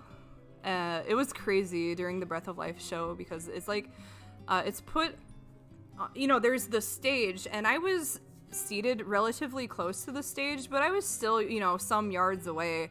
And when everyone was fire twirling, you could feel the fucking heat from their flames, like all the way out into the audience. It was crazy. And it's really impressive too because the stage is all open. So the show started at like 7:30, so by then night had begun to fall, and so it was dark and starry, and they had the fucking fire and shit. It was wild. Do I think I could still twirl a baton? Yeah, I could definitely still do some of the basic stuff, but the more complicated things probably not. But yeah, I took a couple of photos of the ladies doing the poi twirling. But yeah, this middle guy, I feel such a connection with this lad. He was so powerful. But yeah, you can kind of see that they're still trying to do a bit of a haka in the back as the gals were singing. Yeah, look at him. I love this guy. I wish I could have gotten his name. So after we went to the Maori village, I think this was Samoa, and this individual, he was so fucking funny. He was so cheeky the whole time. Where he was like, well, we were called the happy people. I'm so happy. Like really deadpan humor. Cracked me up. But this, he did like a traditional greeting that a chief would give to guests. And then he changed right away into something a little more comfortable. He like hopped off stage and then hopped back on, and he was wearing this. He gave a demonstration about how the Samoan people would build fires, and you use the 2 sticks and you rub them together until it makes a flame. And then he went on to describe how the holy coconut was very important for like not only food but for also building fires, and they would weave rope and similar things from dried husks of the coconut. So he did a demonstration on how they would make fire and use the dried coconut husk to accelerate the fire. And he was super cheeky the whole time. He cracked me up. But yeah, I mean, coconut is very hairy, right? On the outside, the husk is quite hairy. The dried husk ignites very quickly. So he he rubbed his two sticks together and started a bit of a fire, and then he made a fire in a coconut, as you can see here. This old lady in the front's really going for it. She was really into it. And he's just like, yeah, I do this every hour. Tender. So after he showed us the flaming coconut, he and a friend demonstrated how people would climb the coconut tree, like using just this twisted piece of cloth and their hands and their feet. This was that guy who did most of the demonstration. His friend, this one, was the one who actually climbed the tree. They were really funny. They had really great banter between the two of them. So there he goes. So he tied that twisted piece of cloth between his 2 feet and is kind of using it to like brace himself against the tree and climb up. But he did it like that. He climbed up in like, what, like 10 seconds? He was really fast. I love all of these fucking like super white tourists that are like, oh, look at the man climb the tree. Oh man. I don't know how I feel about that. It's funny, but it also makes me kind of sad, but I'm glad that people are here to learn. There he go. I did these ones in portrait mode to get the full scale of the coconut tree.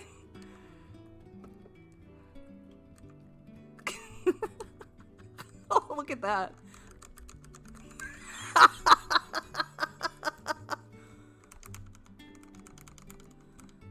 That's like GIF material right there. Look at that. Oh shit.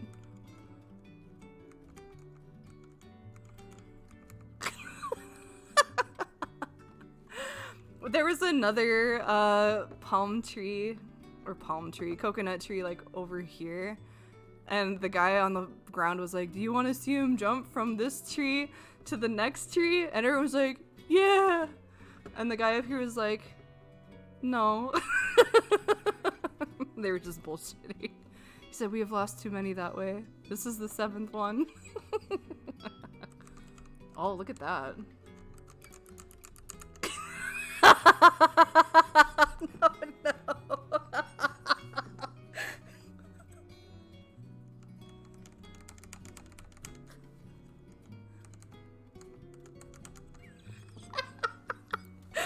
Uh-oh. I'm being very respectful to my people. This is a waterfall. Water falls from it. I think this is a blue heron. I spotted him when we were on the boat. Yeah. He was just like hanging out. Yeah, and he was there and he flew away like right after I took this picture. I think I actually got a picture of him flying away, but it was really shitty. Yeah, the pigeon that I showed you was like one of the first pictures that I showed. We're probably in like the later half of all of the pictures that I took. This is at the Polynesian Cultural Center. This was the village of the Tahiti village, and we got to witness a traditional Tahitian marriage, which is really cool.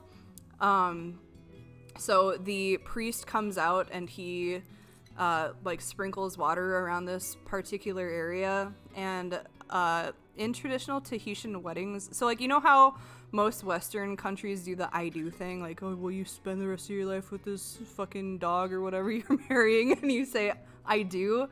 The Tahitians say no, like their I do is no, because the question is not, will you stay with this dog for the rest of your life? It's, will you ever leave your man or woman? And the answer is no.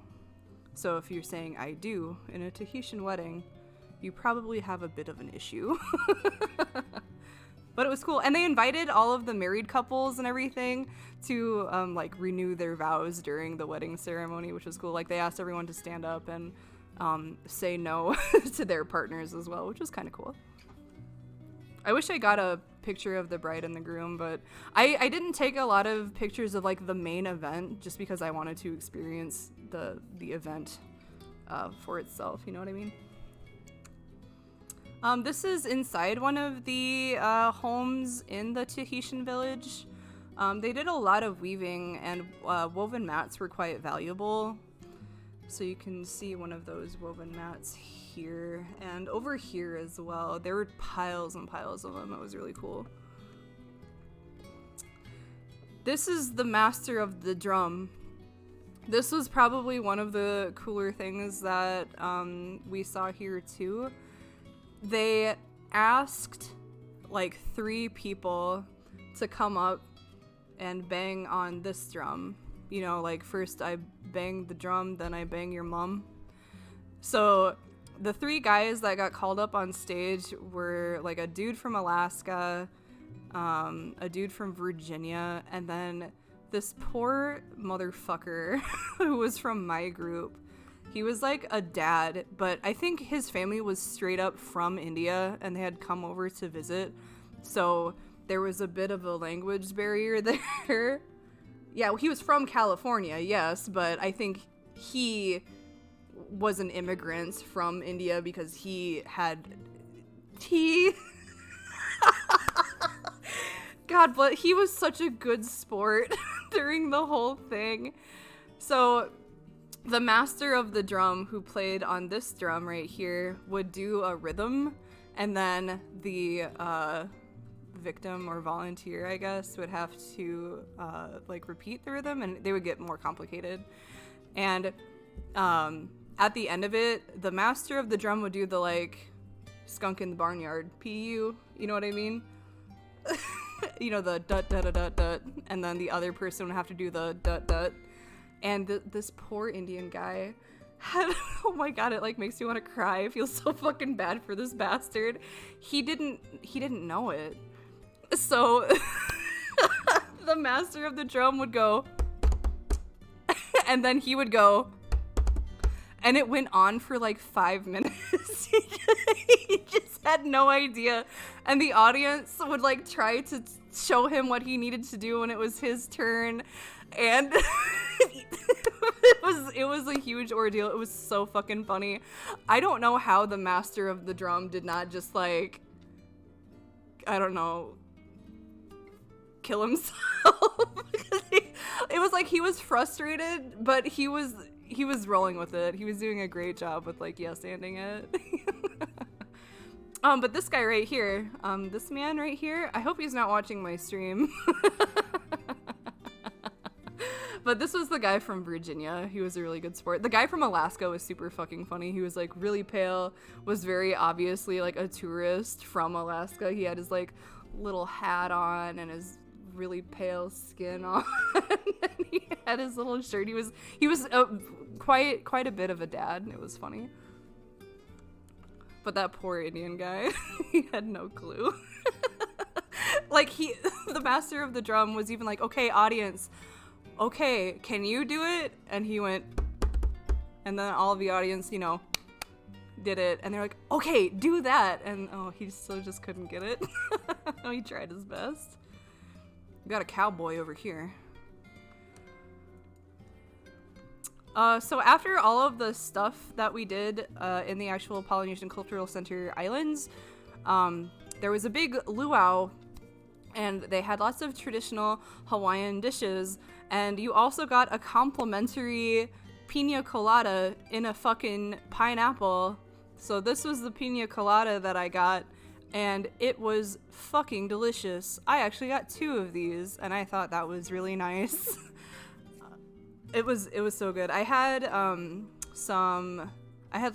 had fish and Kahlua pork. They actually brought the like luau pig out and carved the like roasted luau pig right there.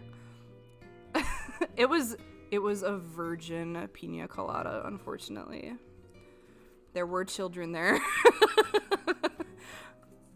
But yeah, it was really good. I had some Kahlua pork, and I had some poke, which was phenomenal, by the way. They had lots of, they had like a lilikoi, like ranch dressing for your salad, which was really delicious. Lilikoi is passion fruit. And I know that I was talking about this on my Discord the other day, but I'm like 100% a fucking like lilikoi convert.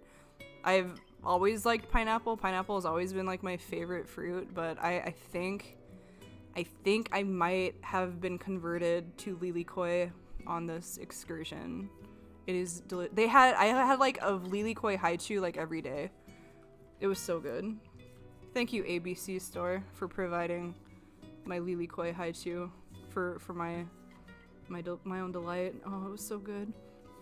But while we had our luau, there was this fine lady on the stage who did some hula, and there was a lot of hula, and they told they were like honoring Queen Liliuokalani during this particular luau.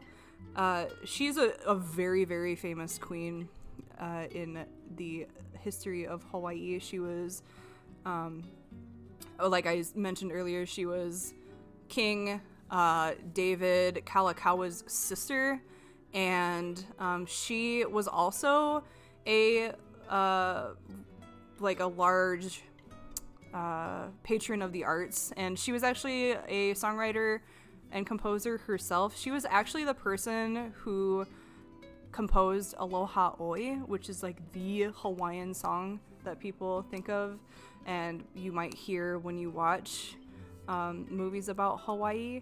She was the one who wrote that. So they talked about Queen Liliuokalani quite a lot. She took the throne after King Kalakaua died, and at one point, I know that like the native Hawaiians were trying to overthrow the Europeans that had taken over the government in Hawaii, and after the overthrowing failed, they imprisoned Queen Liliuokalani in her castle, and they talked about this at the luau, which I never knew before, but they like refused to let Liliuokalani get any information from the outside. So a woman on the outside, like a native woman on the outside, would gather plants from the garden and would wrap the plants in newspapers and then send the papers to Liliuokalani, and so she would unwrap the newspaper and would be able to read and kind of keep tabs on everything that was going on, which is like fucking crazy. Like that's shit that actually happened. You know what I mean? It sounds like something someone wrote, but it was a real thing that occurred, and it blew my fucking mind. But this fine lady did lots of hula and lots of narration. This guy back here is playing a steel guitar, and I'll talk a little bit about the steel guitar in a minute. This one, I thought it was really precious. You know, kids suck, but these kids were okay because they're Hawaiian. But they did a hula to the hukilau.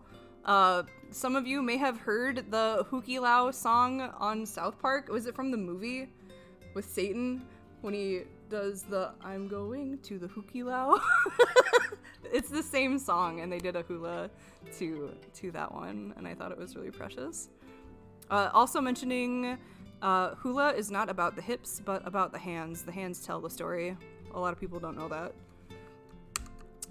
This is another waterfall. Water falls from here.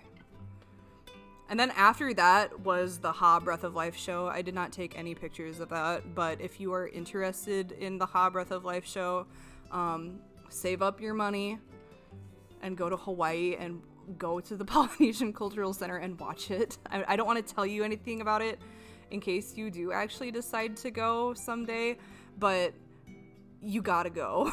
It was really cool. That's all I can say about it. I had seen it when I was a kid, and it was just as good as it was then when I went this time. It tells a story about a child named Mana, and his various phases of life occurred on like each island in Polynesia.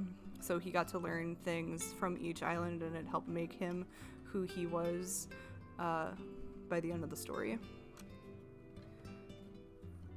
On your first visit to Hawaii, we went to a luau and they invited any girl that wanted to come up and learn the hukilau, and your sister and cousin did? Fuck yeah. They went to the hukilau. The hukilau. It was cool.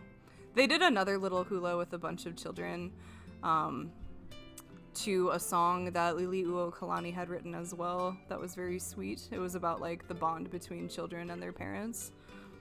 And oh my god, the lady in red here, I mean, she was a mom, but she was so good with these fucking kids. It made my cold heart melt a little bit. God bless her soul. She was really good with the kids. This man right here, as you can see by the plaque, is Joseph Keikuku, which is a shortened version of his extreme. Oh, it says the exact same thing on the fucking plaque. His name is a very, very, very shortened version of a wickedly long name. His name is. Maybe I should look it up and share his long name with you because it's pretty insane. Joseph Keikuku. What is your real name, my lad? His full name is Joseph Keikuku Upe Nakana Ia Upuni o Kamehameha Apua Kehau is his full name, but there's a Joseph in front of that. He went to the King Kamehameha's school, and he was the guy that made the steel guitar like the sound of Hawaii. Yeah, humu humu nuku nuku kua pua a, which is a fish. It's a state fish of Hawaii, I think. Also worth mentioning, the state bird of Hawaii is the nene, which is a goose. So like people think that it's a tropical bird, that it's the state bird, and no, it's a goose. But yeah, this guy made the sound of the steel guitar popular. He was the one who popularized that. Okay, and so then like after that is when I went to the Ha Breath of Life show, and it was crazy, and you should go see it. I don't want to spoil anything for you in case you decide to go, but please, please, please go. It's so cool. Like it's a very moving show. This was the day after that I went to the Polynesian Cultural Center, and I found this cursed doll, and well, it's not a doll, it's a mannequin, I guess, and I wanted to share it with you. While he is very aloha in the sense that he is wearing very aloha clothing, I don't think he embodies the spirit of aloha for two reasons. One, he is a child. Two, his neck is very long, and it makes me upset. My brother Duck Noodle pointed this child out to me, and I had a crisis. Ella's and children be like, yeah. Look at his feet. He has like the feet of a lalafell, the neck of an Elizin, the hands of someone who might have a musculoskeletal disorder, and the clothes of a very aloha man.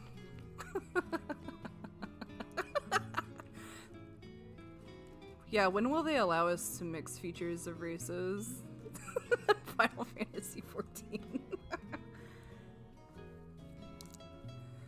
Girls' dresses are 2 for $21, by the way. Isn't that nice? I got a couple of shirts from here. This is a bird who is melting, and I love him so much. So on this day, my youngest brother, Duck Noodle, and I kind of went on an adventure of our own. So he didn't get to see the duck pond. We're at the Kapiolani bandstand. So I took him to the duck pond because he wanted to see the ducks because his name is fucking Duck Noodle. And so we walked down Waikiki Beach and went to the duck pond and saw many birds, and then we went to the aquarium together. So this was a melting pigeon that I saw while we were there. He is loafing. The chin of Jay Leno, that child, yes. Doesn't he talk kind of stupid, like way up here? I don't like that. I like this bird instead. Look how comfortable and content he is. He's just basking in the sunlight. I bet he's really warm, like a fresh baked loaf of bread. You can see his eyes kind of starting to close, like he's like thinking about taking a little nappy, but some fucking dingus is taking pictures of him so he can't completely relax. Here's some ducks. So the duck on the right side is a Hawaiian duck, which is actually native to Hawaii. And the one on the left is a hybrid of the Hawaiian duck and a mallard, which is actually like a huge fucking issue. Hawaiian duck's Hawaiian name is Koloa mauli, and they're actually becoming more and more endangered because of the rampant inbreeding and hybridization that is occurring between them and mallards. So it's actually like encouraged for people to like get mallards the fuck out or away from them so they don't continue to mix together. But there are lots of them here. So that back there, the building in the back is the Kapiolani bandstand. I wanted to go up the stairs and check it out, but as you can see, a homeless man has taken up temporary residence there, and I didn't want to disturb him. You can see his like backpack right here. But this is the duck pond, and it extends both to the left and to the right. And on the right-hand side, there is a cool statue in the water of like a really large dragonfly, like skimming the water. Oh shit! I'm sorry. I'm talking with my hands, and I touched my my mic. This statue right here is called Joy, and it was just a statue that was dedicated to all of the keiki in the area. Keiki is Hawaiian for children. So there's another Hawaiian word for you to enjoy on this day. But yeah, there were lots of birds here, lots of pigeons. They're really small, but you can see there's a loaf, a pigeon loaf right there, a little pigeon bun. He's bun. We walked all the way around the bandstand and came across this side here, and like on this whole side, like on each step, there was a pigeon in a bun shape on each step. It was really really quite entertaining. This is a pigeon on top of a light. I liked what he was doing, so I photographed him. Please enjoy it. He was grooming himself. He was preening. I wanted him to look this way, but he never did. In this tree right here, there were like 5 fucking lorikeets that were screeching at each other, and they kept flying from like this tree to the next tree, but I couldn't get a fucking picture of them. But I could hear them. That was the theme of me looking for lorikeets. I could hear them, and I could see them flying around, but I could never snap a picture of them. Do you like my rule of thirds photography? Thank you. I have some pictures that Duck Noodle took as well. I mentioned that now because his are not as cool looking as mine. But I saved those until the end. Here are some more birds that were enjoying the water and the grass as well. Oh, it's also worth mentioning, I learned that myna birds are actually attracted to well-groomed plots of land. So if you want to dissuade myna birds from like getting into your property, you're supposed to have lots of bushes and like kind of unkempt areas of your lawn, because it dissuades them from coming in, which is interesting. I think it's just because they like to forage and look for insects and stuff on like clean pieces of land. What's bad about having mynas? Well, I guess since they like to settle in large groups, they like to make fecal matter appear in places that people don't want them. So they're like seen as like pest birds on the islands. I think they're funny. I like mynah birds, but I know my grandma fucking hates them. Yeah, they're like starlings. Yeah, that's a very good point. They are messy birds, but I think they're funny. But my grandma fucking hates them. This little bird right here, which is also quite common. This little guy, they were all over the place. They were so fucking cute. This is a zebra dove right here. This little fella, he's got little stripes. Yeah, like think of like a yard. You know, they like yards, or like see like this area, which is like a park. This short, like well-kept grass, they like to dinking around in there. Yeah, people don't want birds like on their lawns because they're messy and stinky. But this is a zebra dove, and I think they're really cute. They get really round.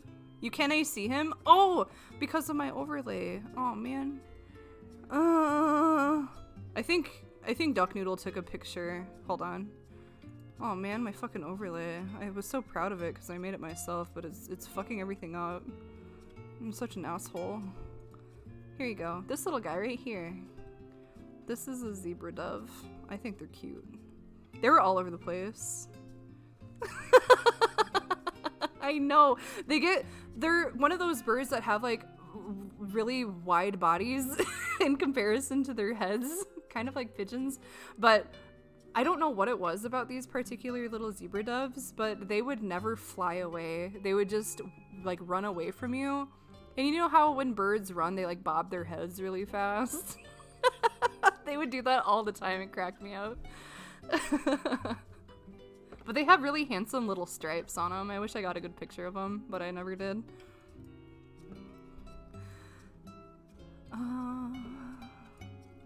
This is more of the duck pond. I still couldn't... I never photographed the dragonfly, but it's like right here. The dragonfly statue. This duck right here is a Hawaiian duck. This is a mallard. There were a couple of hybrids in there.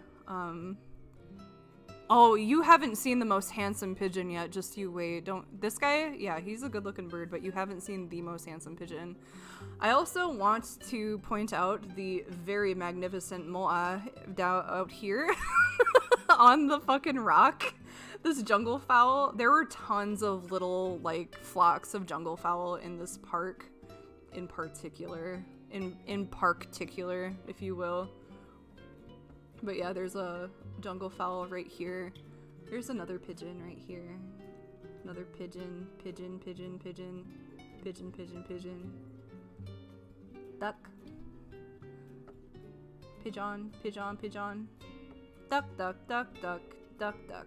Pigeon. This was one of the best places that I visited just because of all of the birds. It was really fun.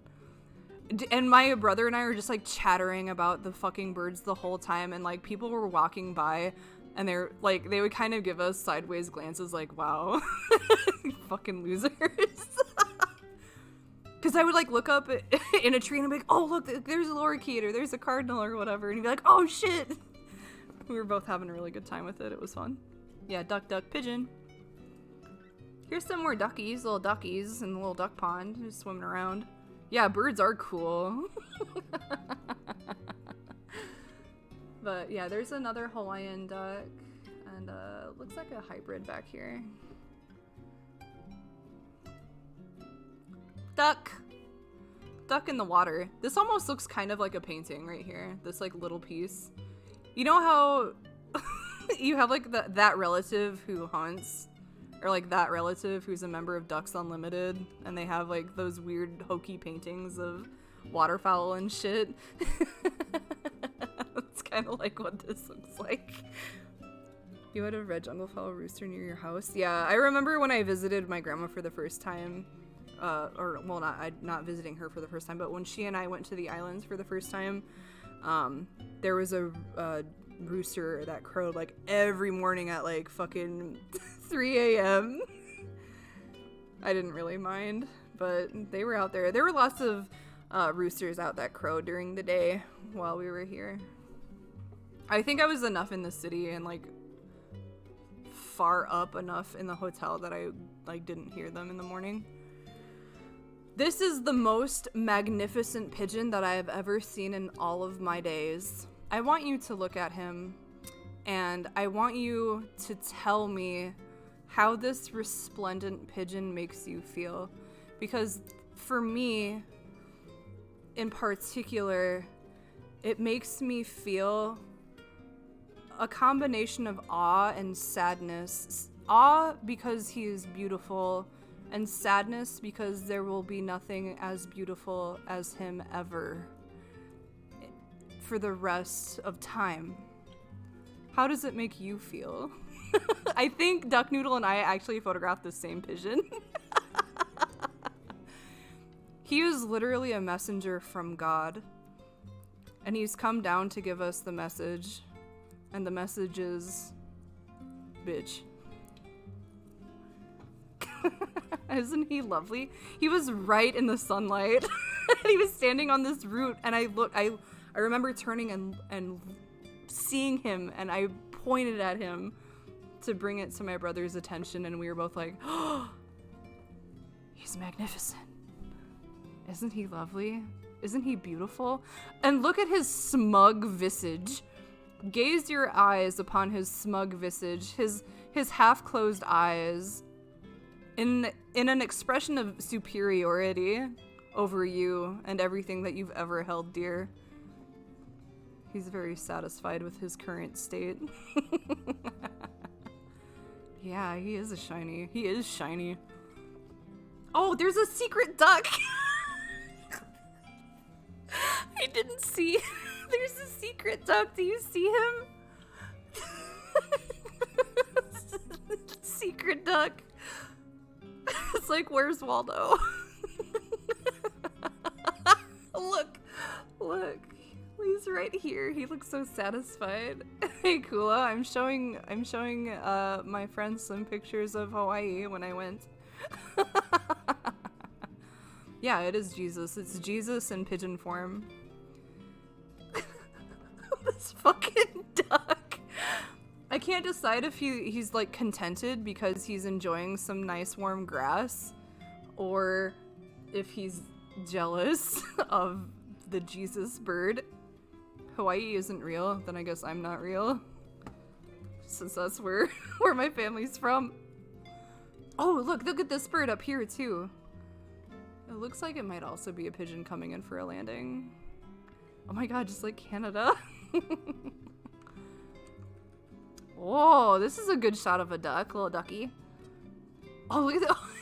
Do you see this pigeon? He's so fast. Why is he going so fast? Where is he going? Is he late? He's late for pigeon school. The pigeon on the far left? This one? In the water? Why are there so many birds? Because it's fucking Hawaii. He's enjoying the water. He's cooling his little tootsies in the duck pond. Okay, you have to remember that you're also experiencing Hawaii through, like, my lens. And I like birds, so I took lots of pictures of birds. You are discouraged from feeding them, but this is like right next to Honolulu, so pigeons do really, really well in city environments as well. It's also something to remember. Feed the ducks. They were doing pretty well. They were doing lots of skimming on this little duck pond. There was a lady who was out feeding them, but there are like signs everywhere that say don't feed the birds. Oh, this duck is eating. That's good eats right there. He's touching some grass. Maybe you guys should do the same. Look at his handsome little bar of color right here. He's looking good. He's looking fine. Look at this pigeon right here. He's pretty beefy too. You don't touch grass. It's an ethical thing. Do you at least ask it if you can touch it first?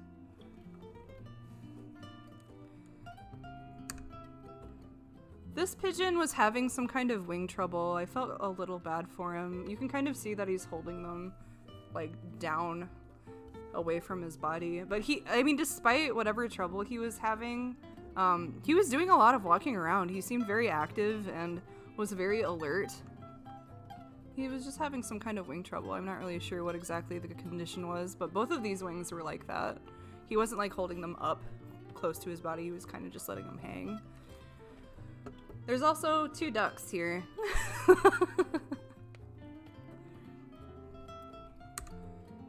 Oh, this is probably like the best picture of some ducks that I got. This one's a hybrid. But I think these 2 are married. They were with each other the whole time that we were at the duck pond, and I finally got a picture of them like at the end of our visit before we went to the aquarium. But yeah, they were like sitting here and they were like dipping their heads into the water and they were flapping their little wings. It was precious. So after we went to the duck pond, my brother and I went to the Waikiki Aquarium. It's a relatively small aquarium, but they had a fuck ton of like really cool fish. I don't know as much about fish as I do birds, so I apologize for not having as much information about the fish as I do about the birds and shit. But I do know that these little ones down here, these like silver ones with the yellow fins, these are called silver moonies, and that's really funny to me. I think they have other names too, but silver moonies, something about it just really tickles my funny bone. I'm fairly certain that this fish is an archer fish, but again, I'm not as well versed in the area of fish as I am birds, but I still like to look. This is the same tank. It looks like there's some angelfish down there. There's a black clownfish down here, little clownfish, and some more moonies and an archerfish. It is an archerfish? Hell yeah. This was like the first tank that we saw. Yeah, it's me. I'm the clownfish. Hey, hast du eine Katze? Oh, hold please.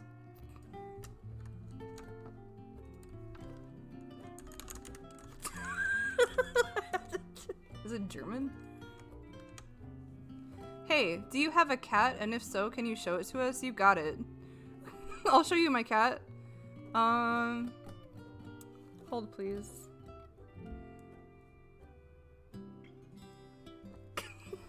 Let me just grab one from Discord. My cat's name is Kita, and my good buddy Smoke Trash over there watched my cat while I was gone. So big shout outs to Smoke Trash for watching Kita while I was gone. Because I know she puked a lot, and I'm really sorry.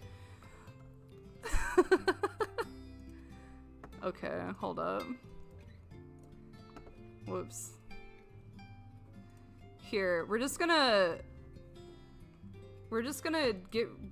just exit out of the Google slide. We're gonna make a new slide. I'm gonna duplicate the slide.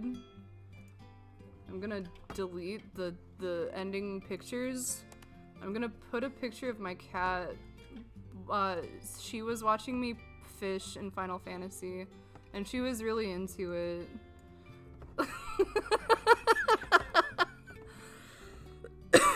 Oh, I'm sorry, it's still Google translated anyway, but I appreciate it. Here, I'll show you an actual picture of her. She doesn't have a tail. Yeah, that was kind of dumb when she puked on my bed, but what do you do?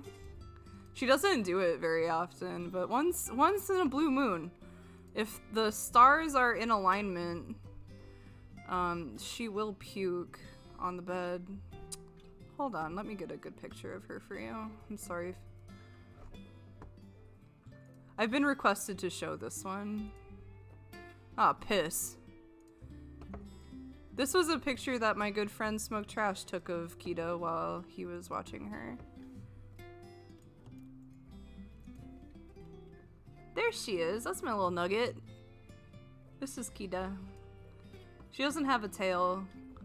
I actually had like a pretty recent health scare with her recently. I recently had a health scare with her recently.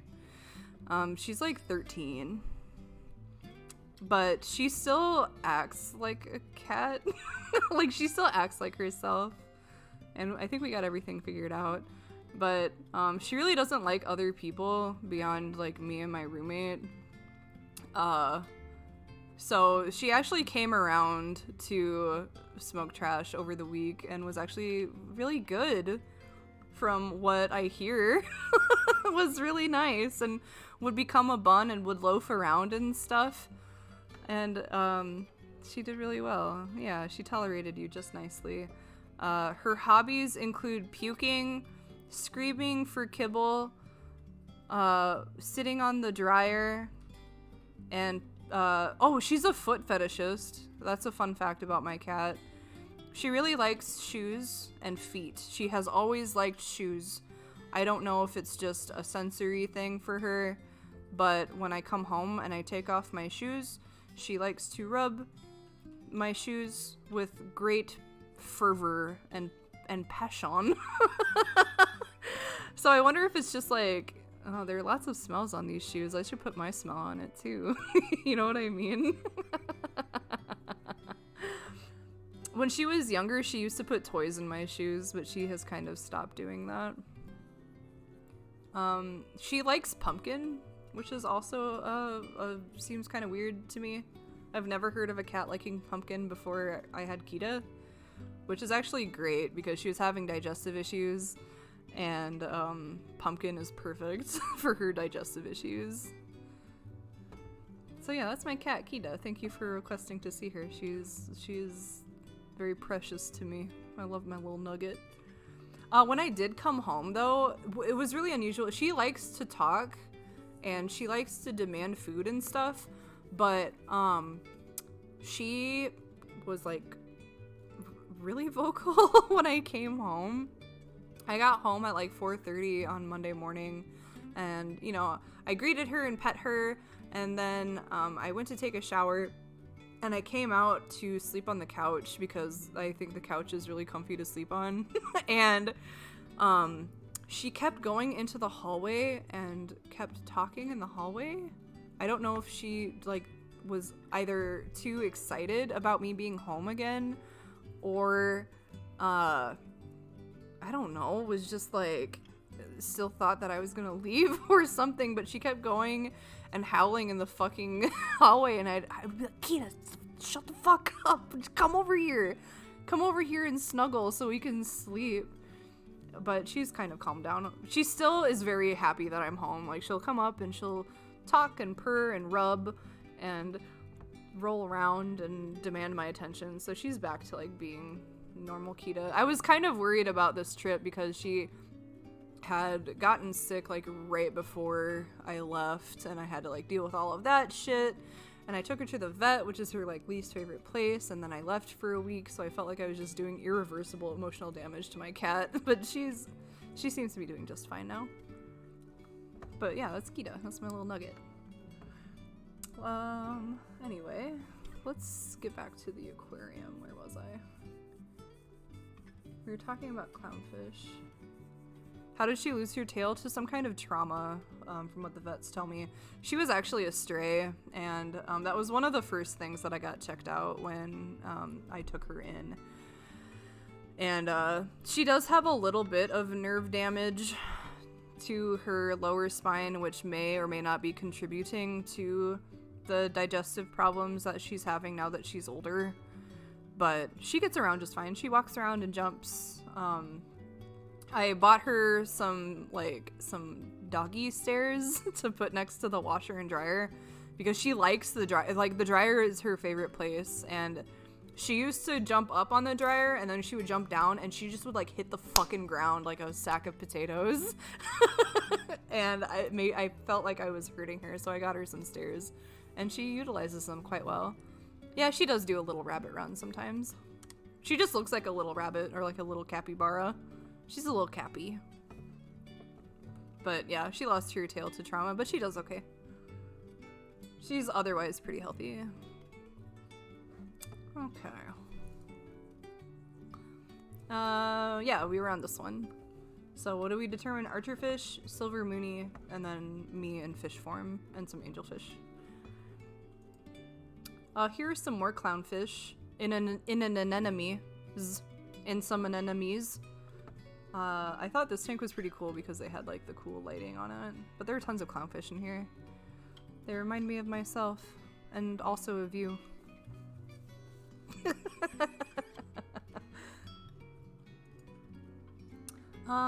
This is the same tank. I'm fairly certain this is a yellow tang, which is like the most easily identifiable fish on the planet. She just like runs like a rabbit. Huh? Oh, fuck. I don't know what this one is. I don't remember the name.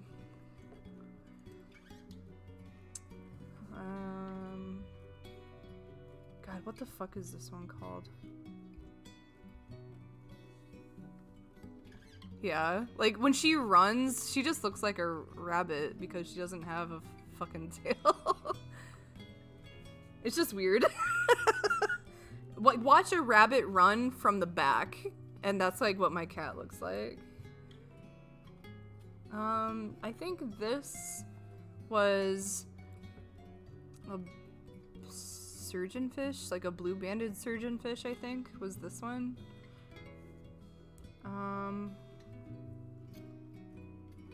These ones are called like grandmas or grandma. Yeah, I think they're called like GRAMMA. These ones, that looks like another. Well, this looks like a butterfly fish. Well, are butterfly fish and tangs the same thing? This one looks like it has a bit of a different shape.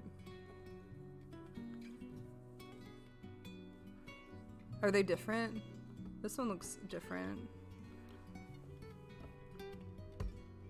Tangs and butterfly fish can be similar size, but they're two different things. That's a yellow fish. This is a yellow and black fish. This is a grandma, I think. This is a surgeonfish, I'm fairly certain. Urchins are cool. I have some pictures of urchins somewhere. I don't know what this is. It's a butterfly fish? Alright, so I was right the first time. Fuck yeah. I've never eaten urchin. There's some more of those funny little grandmas. I don't know what this is. I wish I would have written this stuff down when I was there, but I was just like so excited to see all of the fucking fish that I didn't take notes or anything.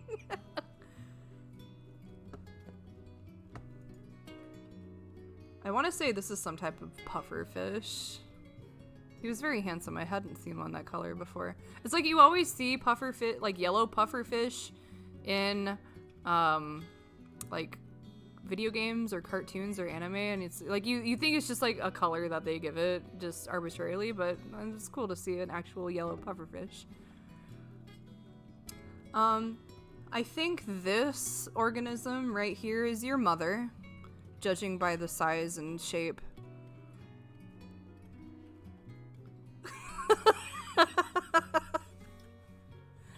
Reminds me of home. This is a giant clam right here.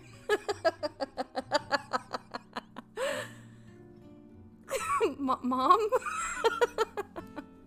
You look the same as the day I was born. Whoa, Centrifugian. Thank you for the subscription. I'm sorry that you missed a lot of the Hawaii time. This is kind of more towards the butt end of my my photographs, but I promise I'll upload this to YouTube right after I'm done streaming today, so you can sit and watch the whole thing if you'd like. But yeah, this is your mother, and I was really excited to see her at the Waikiki Aquarium. It was really nice for her to visit. We spent some quality time together later. It was cool. Some more little fishes and coral and whatnots. I like this one right here, the full frontal view of this particular fish. Yeah, my name is Coochie Coral. I like salmon. Oh shit, speaking of salmon, I went to a fucking Don Quixote when I was at the island. like the Don Quixote store, like in the Yakuza games. It was awesome. I went with my brother Duck Noodle and we bought a bunch of food and it was phenomenal. I bought so much shit and I got so much stuff for like $50. I got like, no, it was like the dollars, like the everything store, the variety store. They had all kinds of stuff there. I tried to convince Duck Noodle to buy a yukata that they had available there, but he didn't buy it. But it was cool. I bought like a bunch of fish and I tried mochi for the first time. They have like everything at Don Quixote. It's like a Japanese variety store.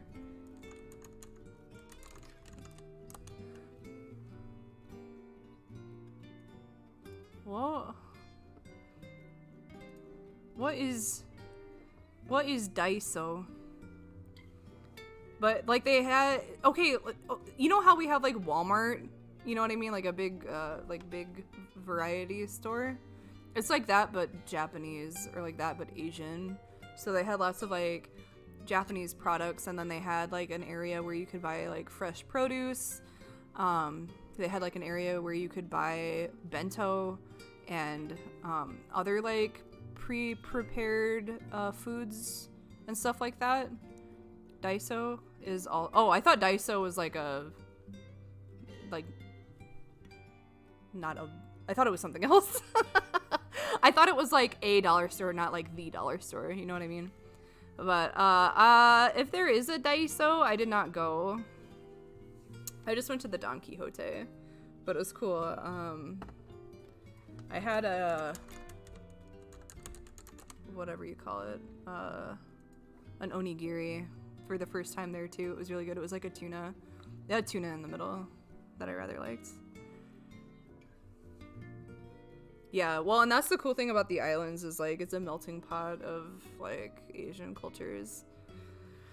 Whereas like here in the Midwest, it's a melting pot of not Asian cultures, so it's completely different. Yeah, it really does. It was cool. I was very happy to go to the Don Quixote. I got a bag from there that says Don Quixote on the side. Here's some more little fishes. This is a butterfly fish right here, I think. Yeah, like they're right there. They're right there next to each other. Japan and Hawaii. There are Daiso stores in Texas, California, New York, and Seattle. I have not been, well, I've been to Texas. I've been to California. I've not been to New York, but I have been to Seattle. And I've not been to a single Daiso. But I'll have to remember that the next time I go out those ways. How did you miss my dildo shaped like Jesus comment in Discord? I don't know. Oh, here are some urchins right here. I knew I took a picture of some. Oh, it's been recent. That probably explains it, why I've never been to Daiso in Hawaii. Yeah, little urchin fellows. I thought they were cool. They're really bright. This is an eel, and I really like these two series of images because it reminds me of that fucking lizard image where it says like for that reason. He opened his little mouth.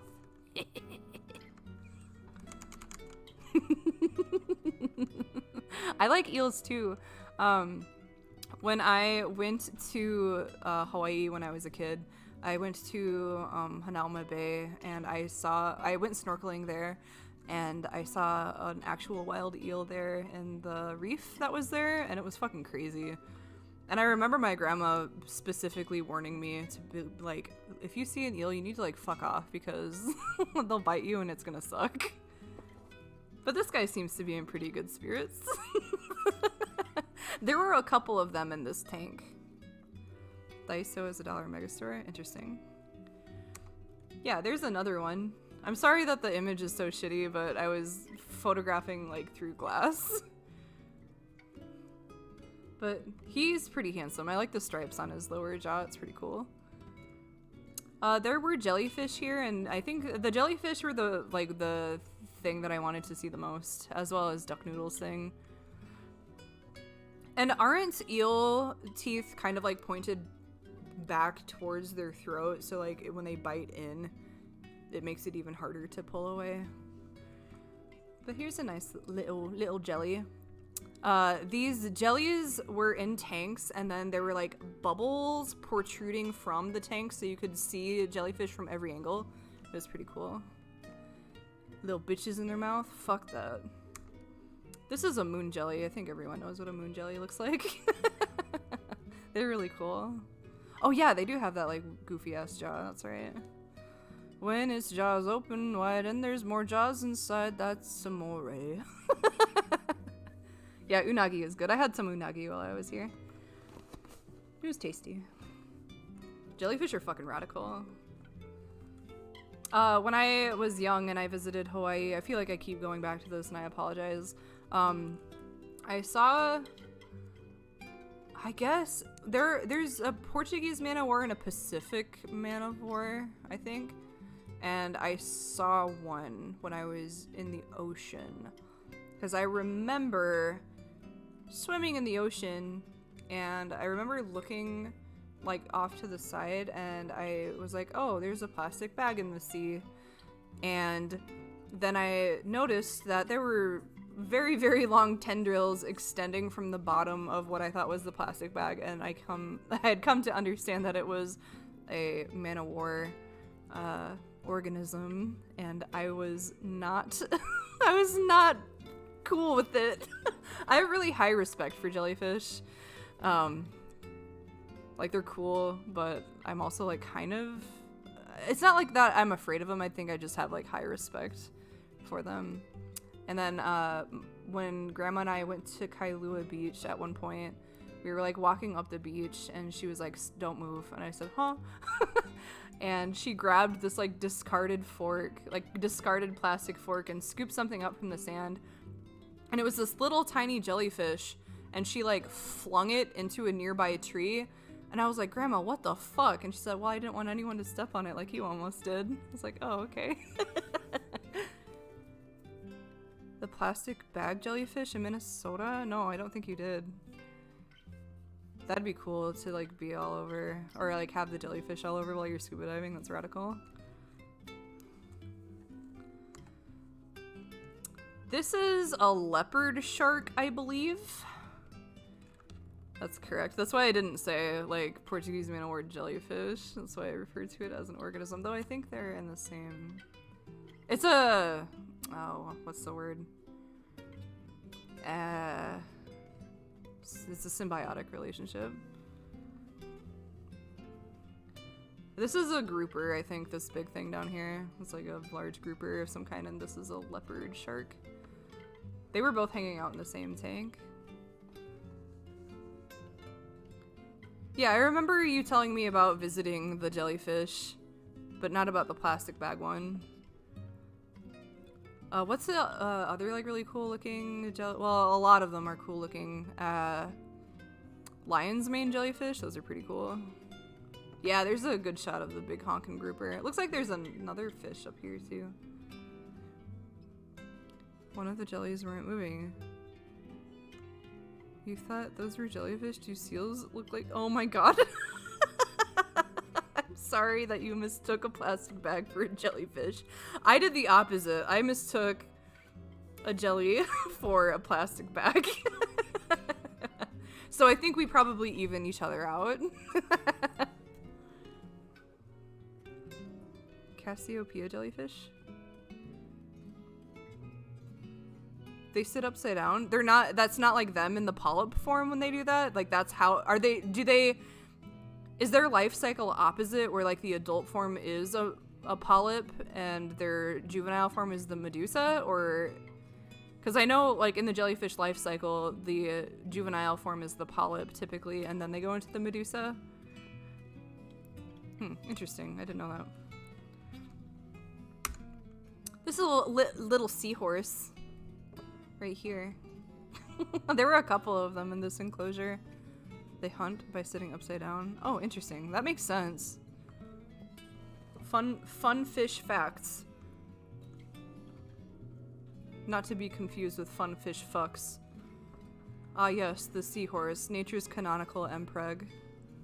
There he is. There were quite a few of them in this enclosure. Or tank, I guess. I thought this was cool. I don't remember the name of it. Little organism. He opens. And he feeds his filter. Is that a goddamn hermit crab that I didn't notice? Can you see him? Do you see that? Do you see that son of a bitch? Excuse me. Do you see? Like a tube worm? Do you see this this little motherfucker in the goddamn corner? I was taking a picture of the rock organism, and this little shit is like, you know what, me too, buddy. He's actually pretty good looking. He has some interesting blue coloration in there. Yeah, little tube worm. No, that's not right. There we go. Little organism. Yeah, they like a couple of times like went in like, but I thought they were cool and they were all open like that. An anemone. This is something. I wish I wrote down the names of this shit. Like I said, I don't know nearly as much about the sea life as I do the birds, but it was still cool to go visit. Anemones are asexual, that's correct. Oh, there's some other little anemones in here too, these little purple ones. Those are oceanic haddoken. Oh, I see. So does that mean that there's an oceanic ryu that produces these oceanic haddoken? The yellow ones are also anemones. I know that these guys are. There must be, it's the only way. Yeah, I wish I had written this stuff down. Here's some more little fishies. Coral? It's not brain coral, is it? Or some variety of brain coral.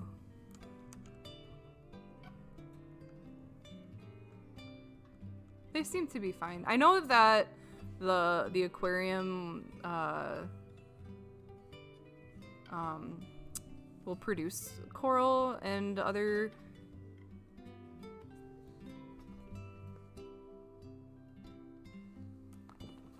tube-dwelling anemones.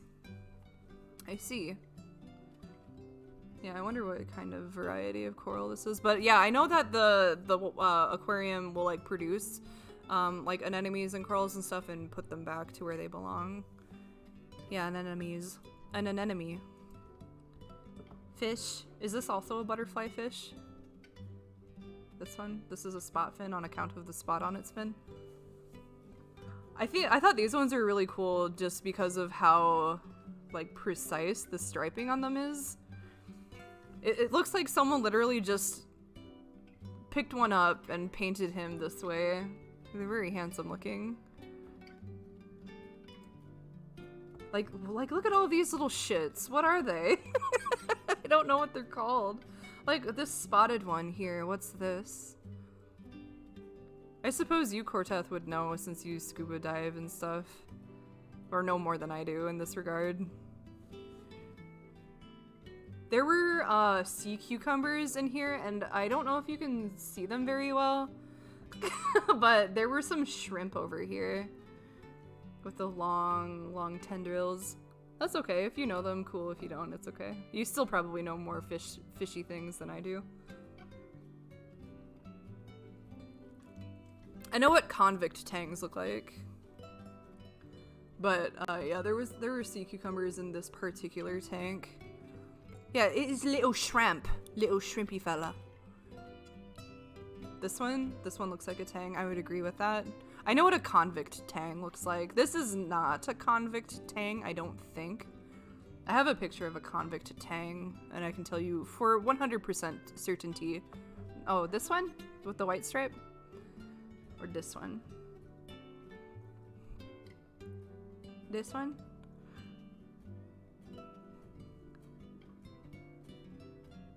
Little fishy fella. It's okay. I'm mostly curious about what this spotted fish is. I didn't do any research regarding the fish. I thought about doing it, but then I was like, I couldn't be bothered today. I had too much stuff to worry about. But he's really handsome. I wonder what he's called. Let's look it up.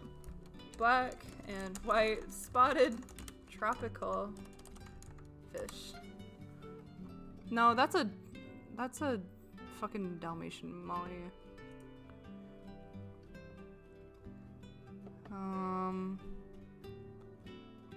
No. Oh, this. It's this. What is this? Tell me the name. It's called a comet. This one right here, this spotted one, is called a comet. That's neat. I did, like, when Duck Noodle and I went into the aquarium, we both just kind of, like, lost our minds. Yeah, it is a comet. You're right. Nice job. Yeah, we were just, like, going all over the place, and we were chattering amongst ourselves about all of the cool fish. We'd be like, oh shit, look at that one! And we'd, like, go really fast, and we were just having a good time. Oh, yeah, here's the shramples right up here. Little shrimps. Little shrimpies. I ate some shrimp when I was at the Oahu, but not this one. He can stay, it's cool.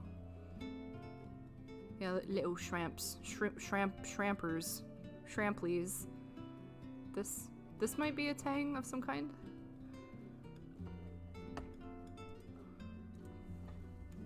Black fish, yellow dorsal. White. It's so stupid. No, it's not right.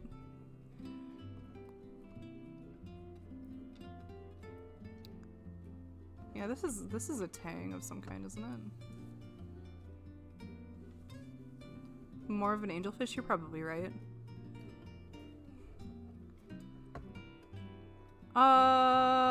No, it's not right. I don't know. Some kind of fish.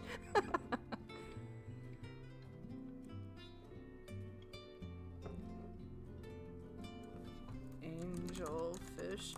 Well, I like tried to go briefly. Oh yeah, well, onto the Waikiki Aquarium's website, but they don't have all of the fish listed. That's cool, Centrifugian. Thanks for dropping by, and thank you for the subscription. It's always appreciated. Hey, Tiro. Oh yes, here are some more little fishies and some coral. I wonder if these are also anemones, these kind of flat ones here.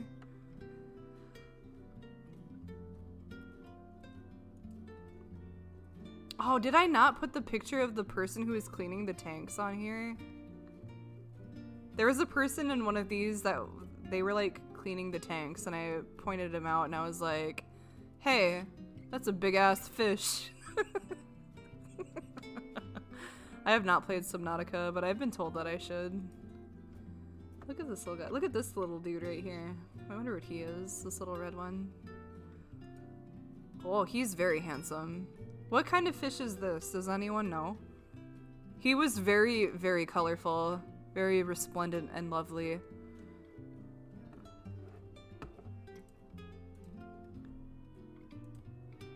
That's a picture of my cat. It's really cool. I wonder what it is. A holographic fish? Is that its scientific name? Holographic fishicus? Or ichthyo something or other? He's handsome. Isn't this a Moor?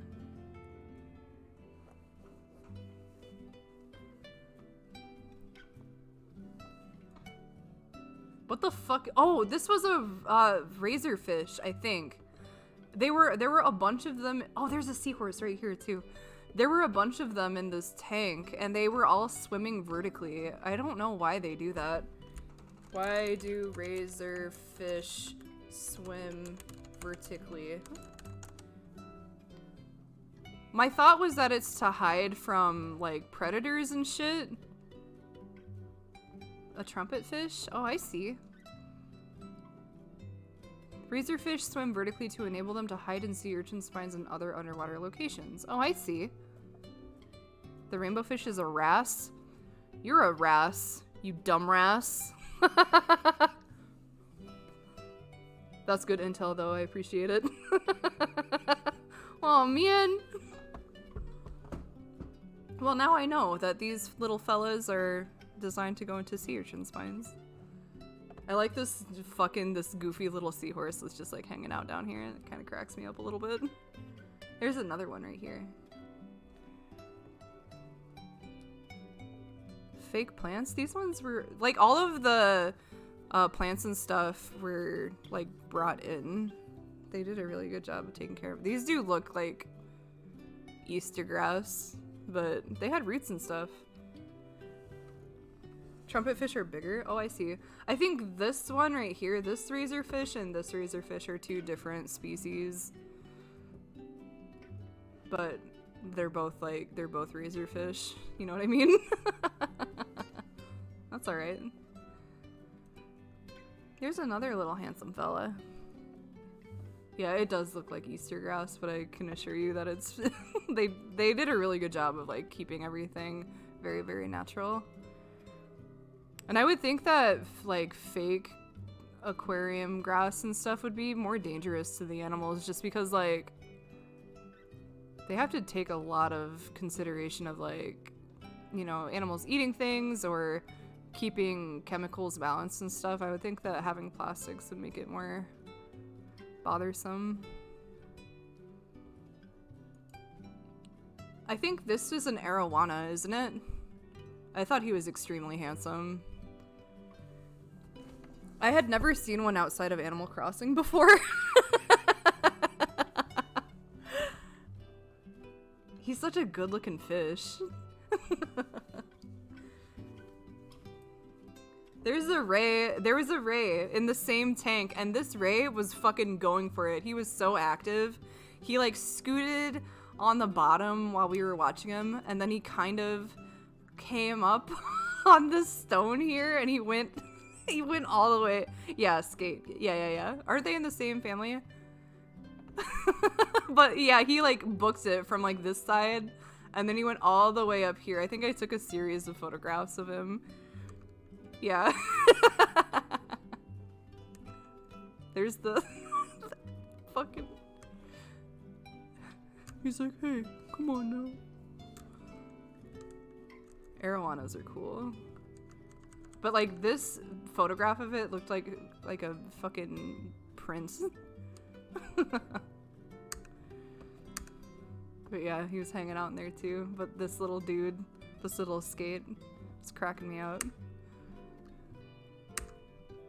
Here's some more fishy boys. I like this yellow fishy boy. I like this fishy boy with a little bit of orange in him. Thought that was nice. This one right here too is pretty cool. This white one. Little fishy fellas. I'm just happy that I remembered Silver Mooney. That's the only fish that I wonder what kind of fish this tail belongs to. You had an aquarium that had an arapaima that was surrendered to them. Oh my. Those are still cool looking fish too though. Oh, this tail belongs to this fish. This is like the best fucking photograph that I got at the aquarium. I don't know what kind he is. Yeah, I don't know. Tropical fish. No. No, that's not right. I don't know what he is. He seems kind of mysterious. Like, he looks like he knows something. He looks like he's scheming. He's kind of splotchy. Got a splotchy color. I don't know what he is. Some kind of mystery. I like him though. I wonder what he's thinking about. fish things. I think these are grouper of some variety. I took a couple of pictures of these, I believe.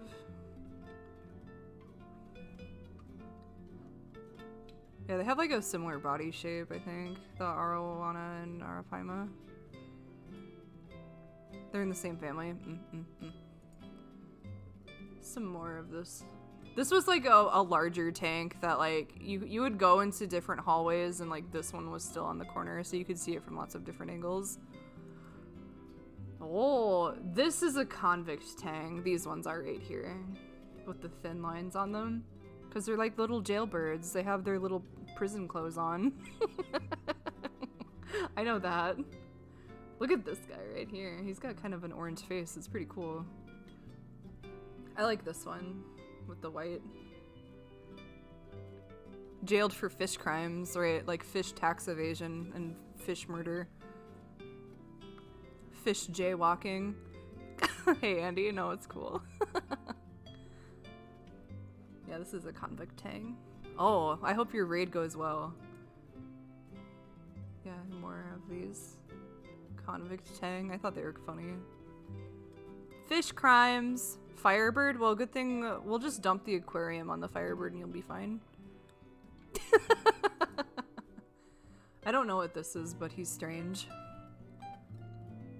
I almost didn't see him when we walked past this particular tank because he blended in pretty nicely with the sand. But his little yellow spots are quite handsome. There's some more convict tang. I really like them. I like them because they look like they're in trouble, and also because I actually know their names. I don't know what this is though. This thin one, this thin razorfish. But there were a couple of them in this tank, the convict tang, and these thin ones. The line is over his eye because that's where he rammed himself up against the bars of his jail cell in his first attempt to leave. Oh, leafy sea dragon! Right here. There were like 5 of them in this tank. I fucking love leafy sea dragons. I think they're radical. They're probably like my favorite, one of my favorite like sea creatures. They're really cool. But yeah, there was a bunch of kelp that they had that ran from the bottom to the top, and a ton of these sea dragons were like coiled around them. But this one was moving. He was on a mission. I don't know what exactly his mission was, but I hope it was successful. What is this? Is this... It's not a... I don't know what this is. But there was... So, like... There was an indoor portion and then it opened out into the ocean. Yeah, these ones have big teeth. You can't really see them in this photograph. But there was another one that went by and it had like orange teeth. But yeah, when you went from the inside part to the outside part, which was all open, they had this big reef that was like at waist height and they had tons of fish in there. And this little fucker... This is a humu humu? I've never seen one before. This one? I thought they looked different, but you're probably right. Humu. Oh yeah, I was gonna say it's a fucking triggerfish, and I was like, oh no, that's wrong. It is a fucking triggerfish. The humu humu nuku nuku kua pua a is just its Hawaiian name. But I was like, I think it's true. Nah. But yeah, I was right the first time. I like his little freckles. Triggerfish are assholes.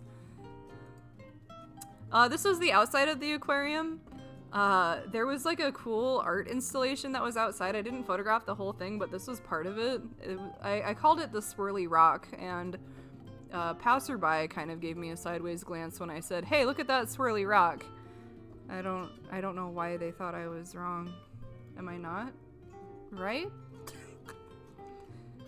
But this was another part of it too. It was cool. They're just like big stones with like designs on them. I pondered the rock. I sure did.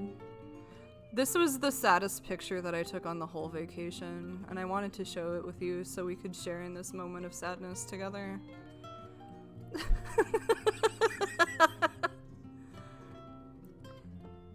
The cartridge isn't even in it. Is it mine? No, I would never abandon an inhaler like this. I would never rip an inhaler apart and leave it forgotten on the cold, hard ground like this. I cherish my inhaler. I respect my inhaler. Alright, I would never commit such an atrocity. There it is. There it is, the saddest image that ever was. It made me feel really bad. Yeah, it was an inhaler before they took the albuterol cartridge out of it. You would? Bro, that's not cool. Inhalers are important. Fuck breathing, you know what, you're probably right. It's sad because I have asthma.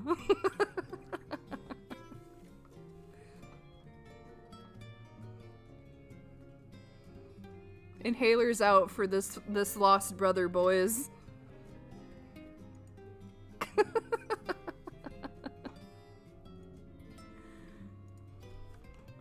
Inhalers out for our fallen compadre, our fallen compatriot. May he rest in pieces, as he is here on the sidewalk. This is a really great photograph that I took of some moa. This is a cuck. Oh, as you can see, it's a very shiny and lovely looking cuck.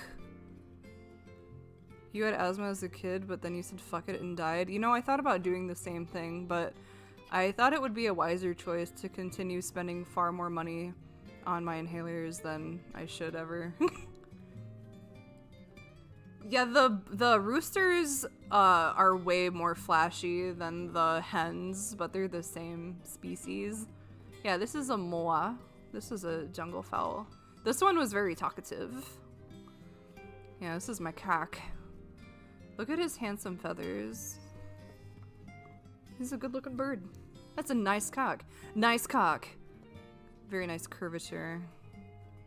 I give it a 9 out of 10. And then I got a picture of his wife's ass over there. I apologize for that. They're wild. They're like feral. No one keeps them or anything. They're just there. I mean, they were brought over by Polynesian settlers, and they just kind of... Here's a little black one, a little black hen. I think the black ones are really good looking. Very handsome. They have very, like, solid coloration on their bodies that I deeply appreciate. This is not a cook. This is not a cook. This is a cook. Like K-O-K. Very nice cook. Your cocks are running all over the place. Your cocks are running wild. You cocking bulls. Yeah, unshaved, unplucked, wild cock. Oh, this is a good one. This one's much more clear than the other one. This one, he was moving in this one. Or she. This is a nice one. This is a hen on the move. Like nuns on the run. Oh, she's very good looking and she knows it. I like the way that she kind of has her head like cocked to the side just a little bit. That was a cock joke, by the way. She's just like, yeah, I'm here. Please enjoy. Okay, so one of the last things that I did was go to Pearl Harbor. I'm just gonna like give a forewarning. I didn't take a lot of photographs in Pearl Harbor. Just because, like, I don't know, I felt weird about it. I just kind of wanted to be there and just respect the space as it was. So I took some photographs on the outside and then I was done with it. I had already been to Pearl Harbor on my previous visit, but I still felt like it was important to go back.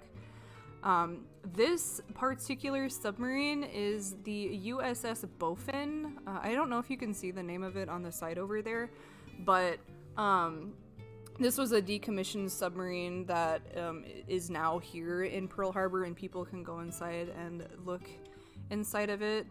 Yeah, it is the USS Bofa D's Nuts, and this particular submarine was the reason that we won World War II. Was because we dragged Bofa D's nuts all around the world. But anyway, the USS Bowfin is now like widely regarded as one of the most well-preserved submarines from World War II, and people can go inside and look around inside of it. I did not go inside and look, but my brother Duck Noodle did, and he provided some pictures that I will show you in a little bit, but it's pretty cool inside. All of these other little monuments that you can kind of see in the foreground are names of other ships that served in the war. Each one of them has like it has a different name. A lot of them were names of fish. Some weren't, but most of them were fish.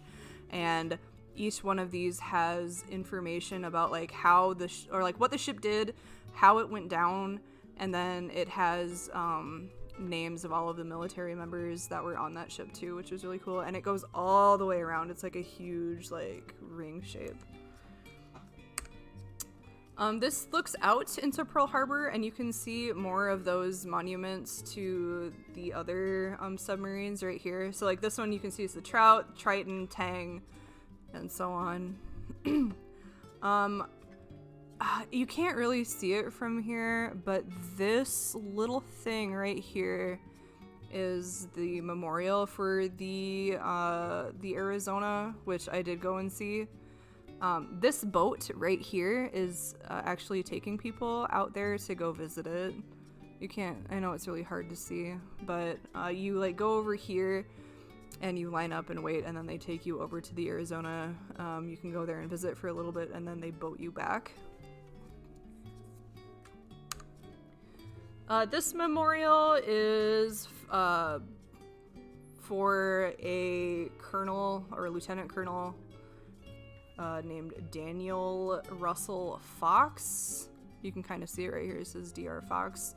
It has more stuff about him and like some of the other military members that he was close to on the side. But this like looks out into the bay as well. I think I took a couple pictures of that, but that's that. This statue is pretty badass. I really liked this statue.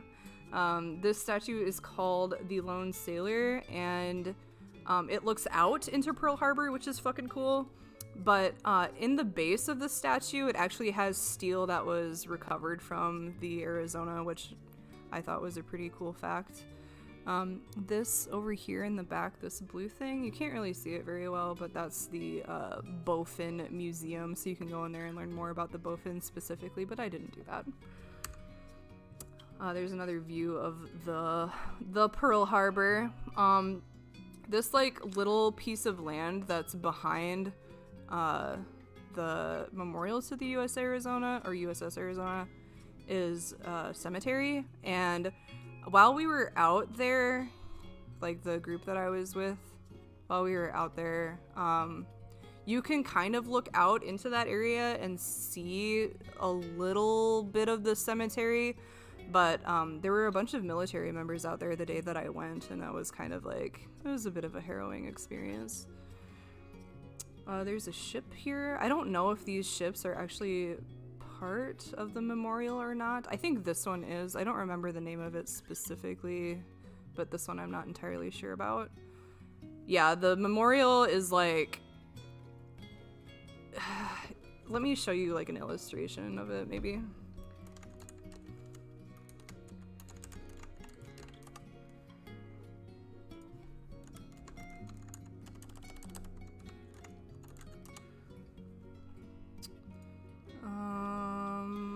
Oh, this is a good image of it. Man, this Aloha music is so fucking comfy. This is like a really, I need like a big one so you can see the detail.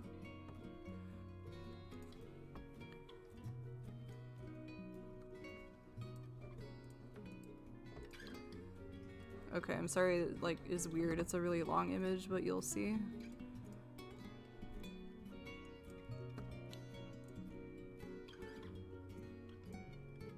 Okay. So you more or less have the right idea. This right here is the Arizona. So the ship is still visible. And then the memorial is placed over it. So when you land on the boat and you walk inside, there's actually like cutouts on the floor so you can see down into the ship. The first time that I went, I feel like it was a more impactful experience when I was younger because it was 100% quiet. No one said a fucking thing. No one coughed, no one sneezed, no one said anything when I went when I was little. And maybe it was more impactful because I was small too. I don't know. But I do remember it being completely silent when I went the first time, and my grandma and I had brought like an offering of plumeria flowers each there. So like I had a plumeria flower and she had a plumeria flower, and we went inside and we both shared like a moment of silence, which ended up being like 10 minutes of moments of silence because no one said anything. And then we dropped the plumeria flower down into the cutout of the building, and it was, I don't know, it was a really unusual and solemn experience. Like, I'm not in the military. I don't have any surviving members of my family that are in the military, but my great grandpa, my grandma's dad, was like, he helped build a lot of the buildings on Pearl Harbor, so I guess I have that bit of a connection. But I think even in my young age, I was like, okay, this is like a serious place and everyone understands it's serious, so there's that. This time around, people were still respectful, but there was a lot of talking, which is fine, but I didn't have that same like soul silencing moment of just like, oh shit, like people, lots and lots and lots and lots and lots of people died here. It didn't have the same, I don't know, it just didn't have the same feeling. But I mean, which isn't to say it's not solemn. It is solemn and I respect it. It felt different this time around because people were talking, which is whatever.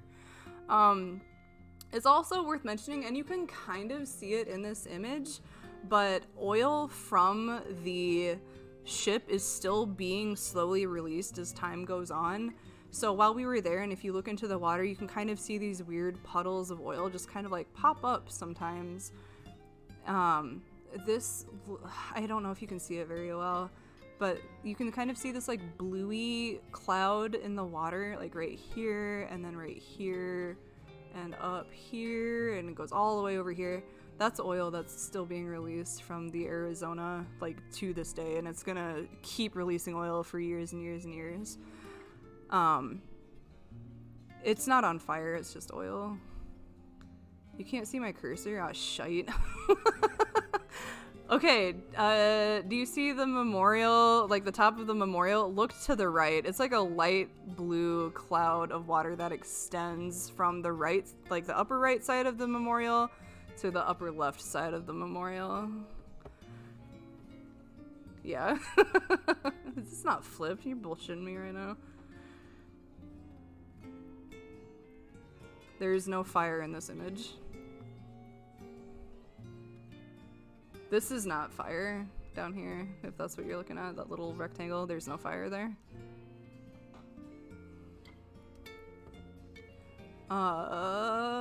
Yeah, but that's the memorial. There's also, like, so those markers at the top, you can see where it says USS Arizona and then the USS Vestal. There are lots of other ones that mark where other ships went down as well.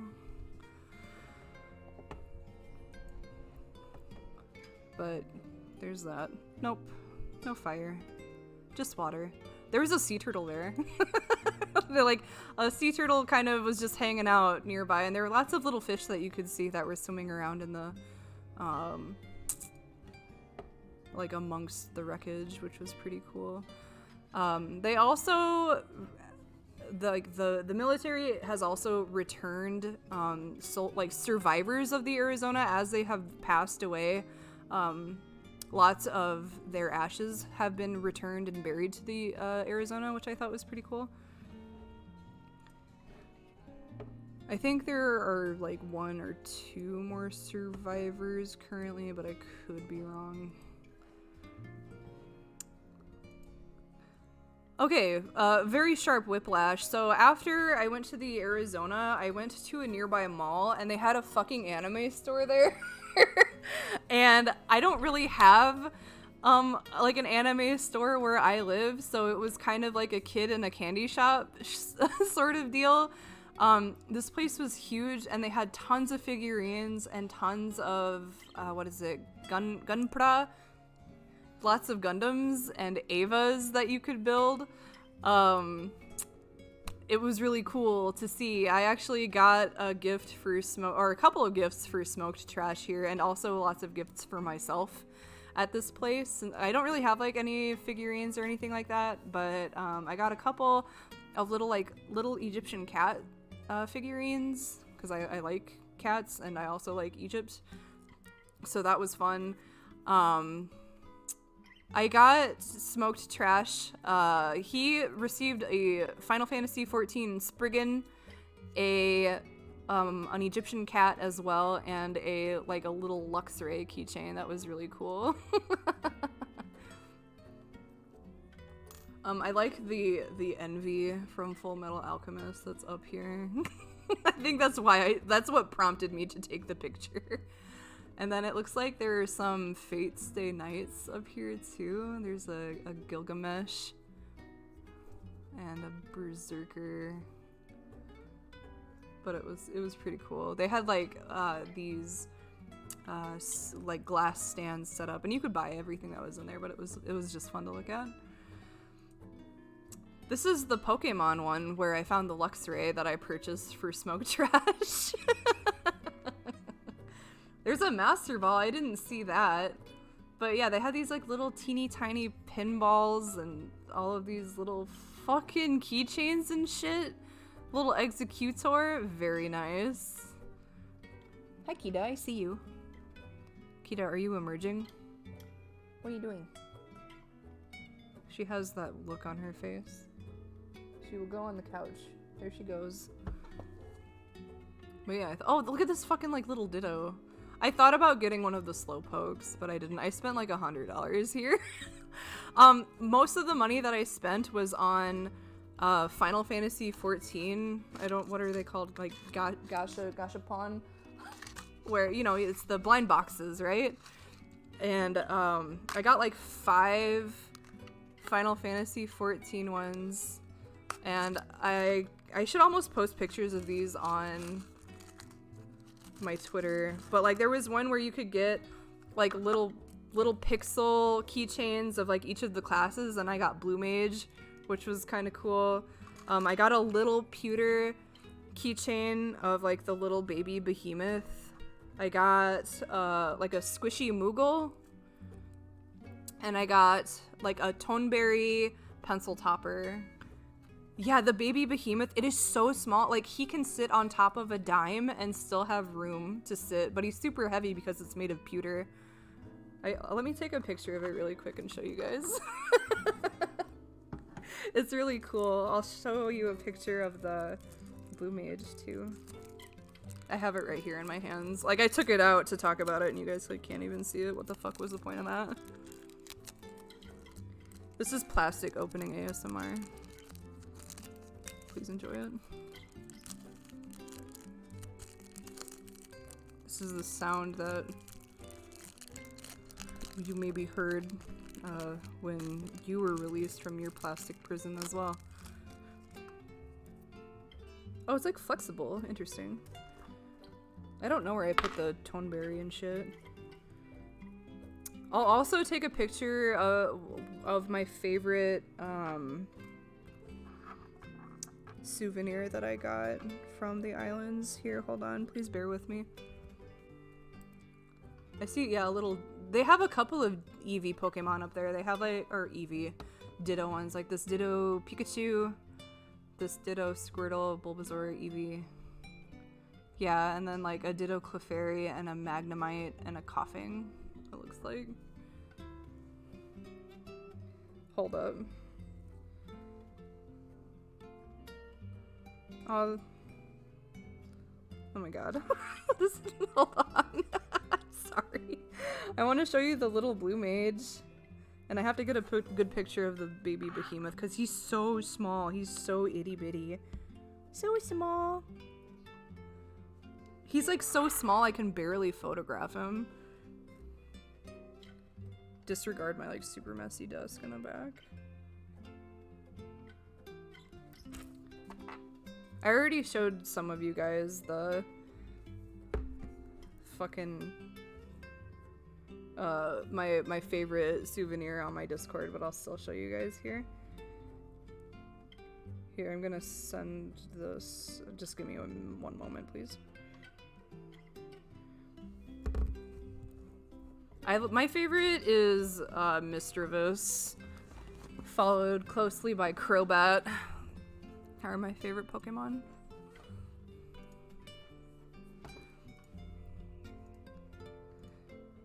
Okay. Here, let's just do this. This is easier. Do you see him? The behemoth? Oh, hey, Venge. Hello. This is the baby behemoth that I got. Isn't he itty bitty? He's so small. He's so little. But he's super heavy. He's very dense. It's really cool. I would love to put him on my keychain, but I don't want to lose him, so I might just put it in my shadow box. The behemoth, this is from Final Fantasy XIV. Yeah, he's so small, so small. So there's the little behemoth that I got. And then, oh, whoopsies. My bad. And then let me show you the blue mage. I thought it was cool. Just all of the pixels and stuff. But the way that it's, I didn't know that it was flexible. I thought it was just rigid. I think this one is some kind of like, I don't know, some kind of polymer. You know what I mean? It's flexible. It's not quite rubber, but it's not quite like hard plastic. Oh, it even has the class symbol on the back. That's pretty cool.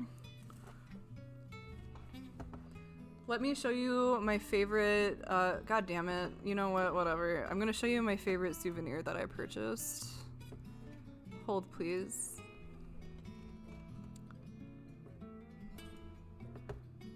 So this was my favorite thing that I purchased. It's a pewter bottle opener shaped like a woman.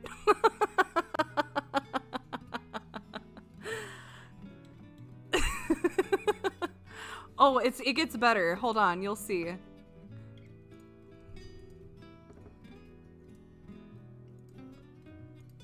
Oh, whoops. So that's the front. She has a back too.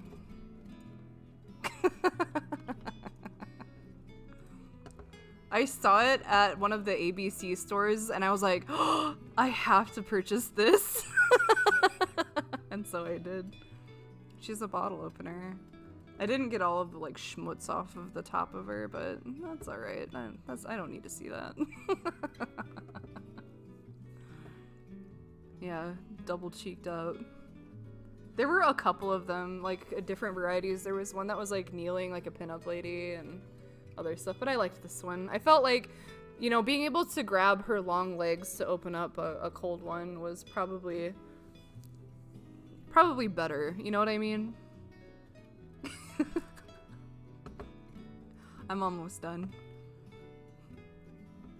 Yeah, it had, and I was astonished by the amount of detail too. I was like, holy fuck.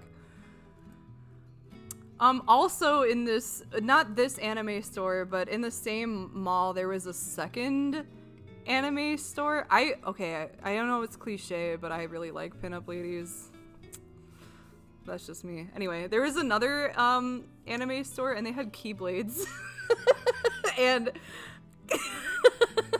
I kind of was like, oh my God, I'm not a huge Kingdom Hearts fan, but I've played the first two, and I could at least recognize that these are indeed keyblades. Hey, Sora. Let's go to Hawaii and get our fucking keyblades. And then this is from Kill la Kill, isn't it? This one up here. I don't remember what the name of it is specifically. I think the kneeling pose is like iconic. Oh, and it looks like the hammer. Thor hammer, TM. This was the last restaurant that I ate at before I left. It's called Kyurin. And it was my first place that I ever had dim sum. Yes, dim sum at. I was trying to say two different things at the same time. It was cool. I had never done it before. I got many different varieties of food while I was there, and lots of celebrities had also eaten here as well. So it looks like Cousin is down here. Yeah, we got an MJ down here. MJ had eaten at Kyurin. This one, what's his name? Owen Wilson. He had eaten here. Various presidents had eaten here, so it was kind of cool. Same thing. I didn't take any pictures of the food or anything, just out of like respect, because I wanted to just eat the food and not be like one of those people that's like, oh fuck man, let's do this shit. But I took a picture of this because I thought it was cool. These are the pictures that my brother Duck Noodle took, so I apologize for the quality on his behalf. They're kind of dog shit. But I said that I would show them anyway. I am MJ. Of course I fucked them kids. Come on. I don't know why his photographs came out so badly, but they got kind of blurry. But this is the inside of the USS Bowfin. He actually went inside and checked it out. I don't know what any of these doodads are that I'm looking at, but there they are. Those are some submarine bits. I think this is submarine grade refreshments, you know? Well, I'm sure it's hard to get good angles, but even then, the actual quality of the images aren't very super duper. Angles I can live without, but... There's a submarine typewriter for writing submarine messages. Oh, I just, like, kind of doxed my brother, but he's he's wearing a mask and you can't see his eyes, so you're good. More submarine doodads. These are cool. Yeah, let's save our game at the typewriter. Looks pretty cool, though. Everything is intact. It's really impressive. Looks like everything is... I mean, obviously, since it's a tourist draw, they're going to take pretty good care of it, I would imagine, but... Just the fact that you can still read all of these dials and stuff is really cool. This is a submarine bed, and this is a weapon. Hey, llama. Why are they so blurry? These were some images that he took when we took our excursion to the duck pond. I think he and I took a picture of these same ducks, the ones that are married. We saw some pigeons that were nesting on the ground nearby, and so like when we walked by, there were like 6 of them that started acting like this to try to lure us away from the nests, which I thought was cool. I didn't know that pigeons did that. This one is pretty handsome. Some more. This is the same pigeon with the wing problem.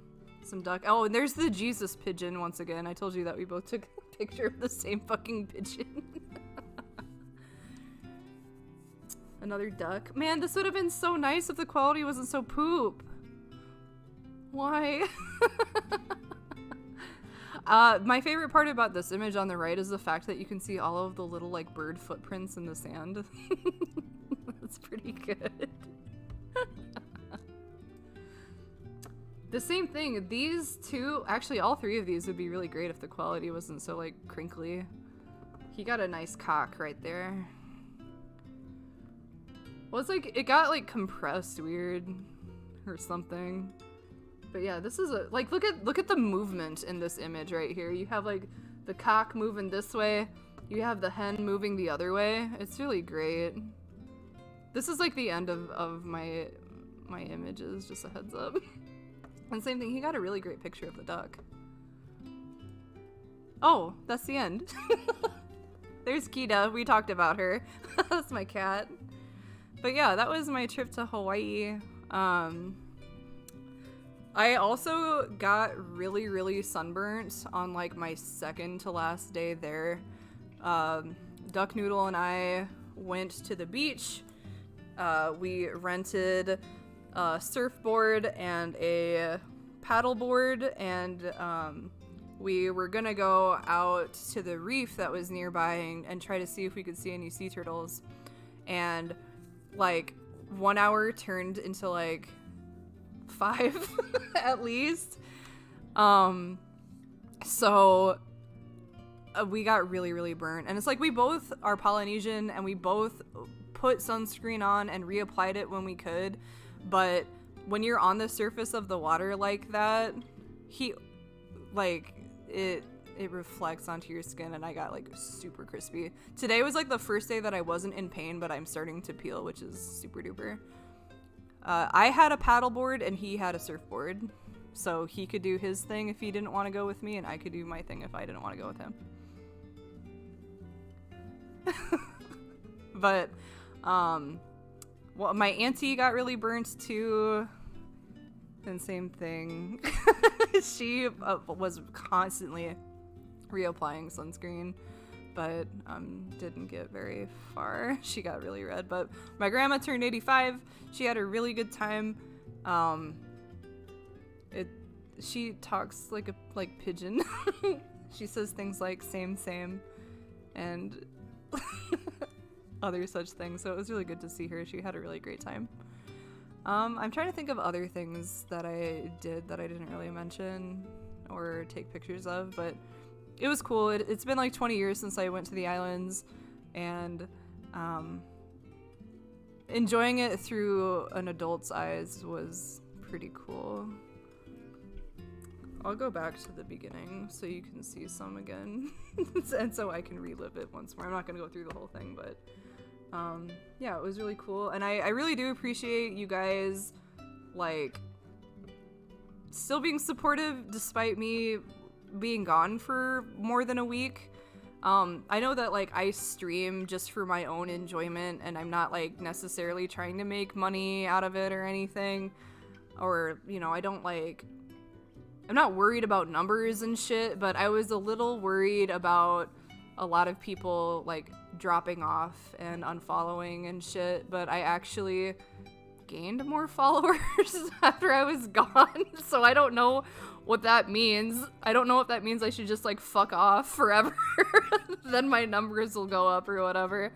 But I do appreciate you guys being understanding of the fact that, like, I am indeed a human being, and I sometimes human beings go on vacation, and same too, I wouldn't have been able to enjoy it as much without some of the revenue that I made off of Twitch.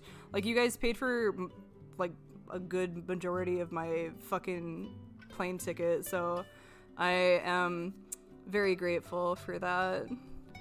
Dude, it's pretty pervasive. Like, I've heard of people leaving or going on, like, a week-long break for whatever, or, like, even leaving for a couple of days, and, like, people just massively unfollow. So I was like, oh, well, shit, I hope that doesn't happen to me, but if it does, whatever. So it was cool, and I know that, like, I don't know, it was nice to end up not having that to worry about. You know what I mean? It was cool. But yeah, does anyone have any questions or want me to clarify on anything that I went through? There were I know that I mentioned lots of legends and stories about some things as I was going through. If you want me to share some of those with you, I can. Did I drink my pog juice when I was there? Yes, actually. That was one of the first things that I did when I landed. I landed, I went to my hotel, I went to a grocery store, and I bought a gallon of Pog juice, and I drank that gallon of Pog juice throughout the duration of my visit, and it was fucking phenomenal. You cannot buy Pog juice in a lot of areas of the United States. I know that you can buy it on the West Coast at least, but I live in the Midwest and I cannot purchase Pog juice here. I would have to get it shipped here, and it is extremely expensive, and it's not worth it, so I reserve it for a Hawaiian treat, and I'm fine with that. Pog juice is a combination juice that contains juice of passion fruit, orange, and guava juice, and it is fucking delicious.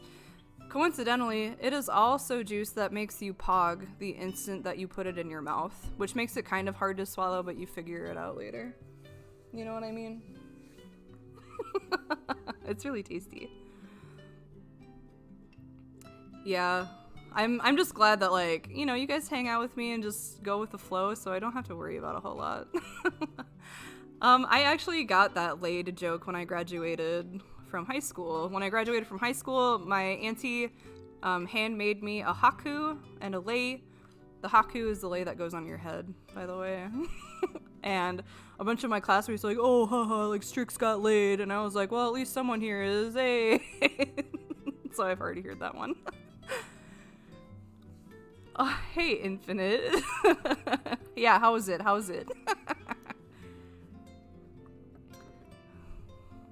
No, it's cool. You can make lewd jokes here. It's cool. Yeah, the P in Pog is passion, the O is orange, and the G is guava. Yeah, we do be pogging.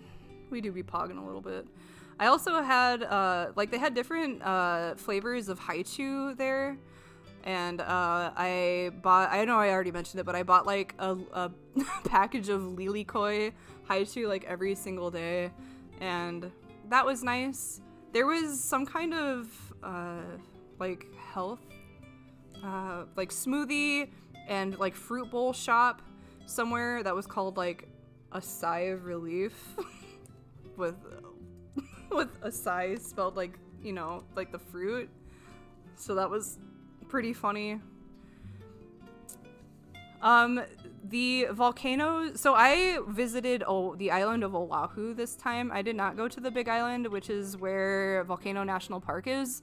So like Mauna Loa and Mauna Kea are over that way. So I did not get to visit the volcanoes this time around.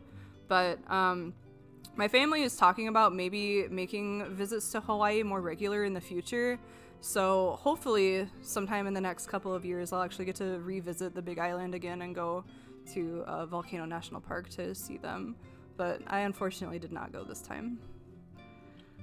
Yes, and Kilauea, of course. I wonder what it looks like now that Kilauea erupted. I guess I hadn't thought about that. Oh, I did have musubi while I was there. So there are a bunch of there's like a type or a convenience store called the ABC store, and I sold my soul to the ABC store while I was there.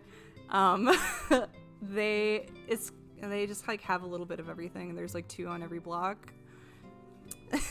And one morning I had gotten up really early, and I walked to the nearest ABC store, and I purchased teriyaki musubi and spam musubi, and I had that for breakfast with my pog juice, and I felt so close to my ancestors at that moment. It was really tasty. The rice out there is fucking phenomenal. I actually bought a shirt that has the ABC store logo on it so I can wear it here at home. But I did have musubi, and I was very pleased with it. It was very good. Something about, like, I don't know, man. Spam and rice is like a godly combo. I did eat lau while I was there. I had a plate meal. Still love the mac salad out there. It was good. It was very nice.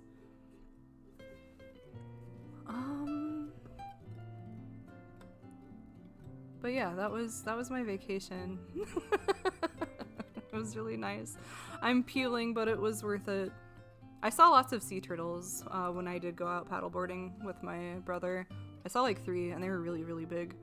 and also like barnacled. They had barnacles on top.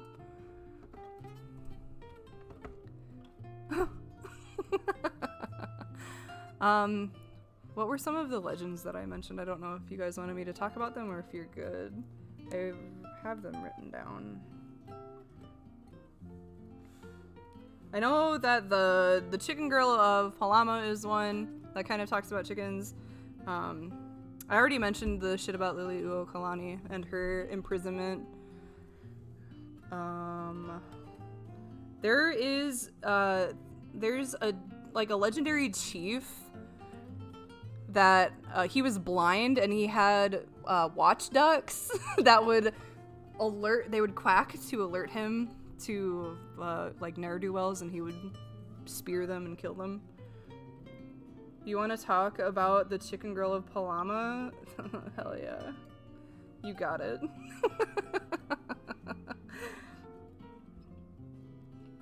I think the actual tale is like Lepe Amoa or something like that. But, so there was a chief, like a legendary chief. I think, let me look up his name. There was a chief named, Keahua. He lived on Kauai. He was one of the royal chiefs. Yeah, you can throw spears when you're blind, especially if, you know, your legendary watch ducks tell you where the ne'er-do-wells are. It's a legend. let it slide. Anyway, Keahua was like a royal chief on Kauai, and like he was the biggest kahuna that there was, right?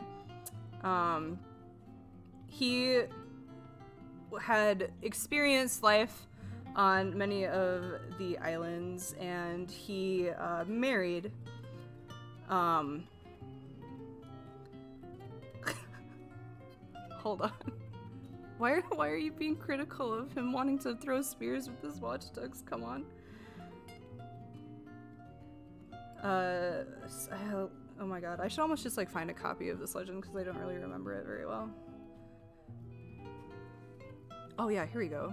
Let's find a picture of a chicken while I read this story to you. Of a moa, of a jungle fowl. That's not a jungle fowl. Oh yeah, I found a copy of the whole legend. Fuck yeah.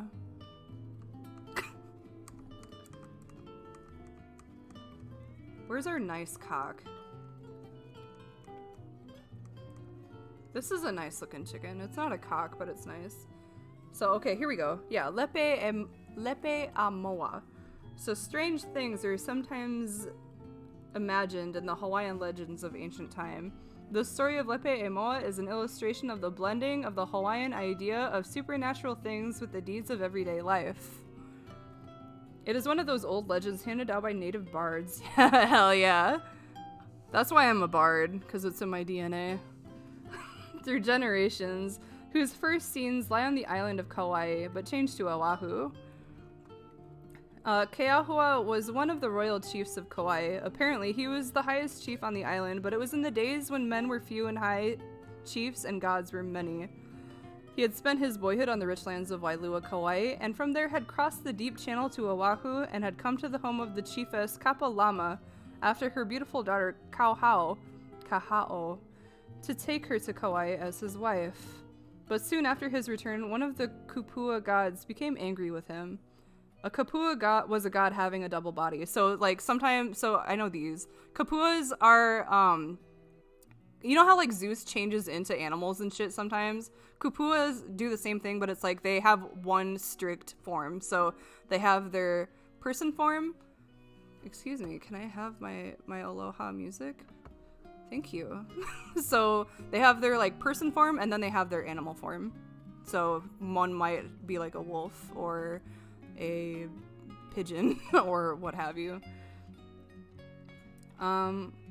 So this particular Kupua who had become angry was called Akua Pehu Ale, or God of the Swollen Billows. He devoured his enemies and was greatly feared and hated even by his own tribe.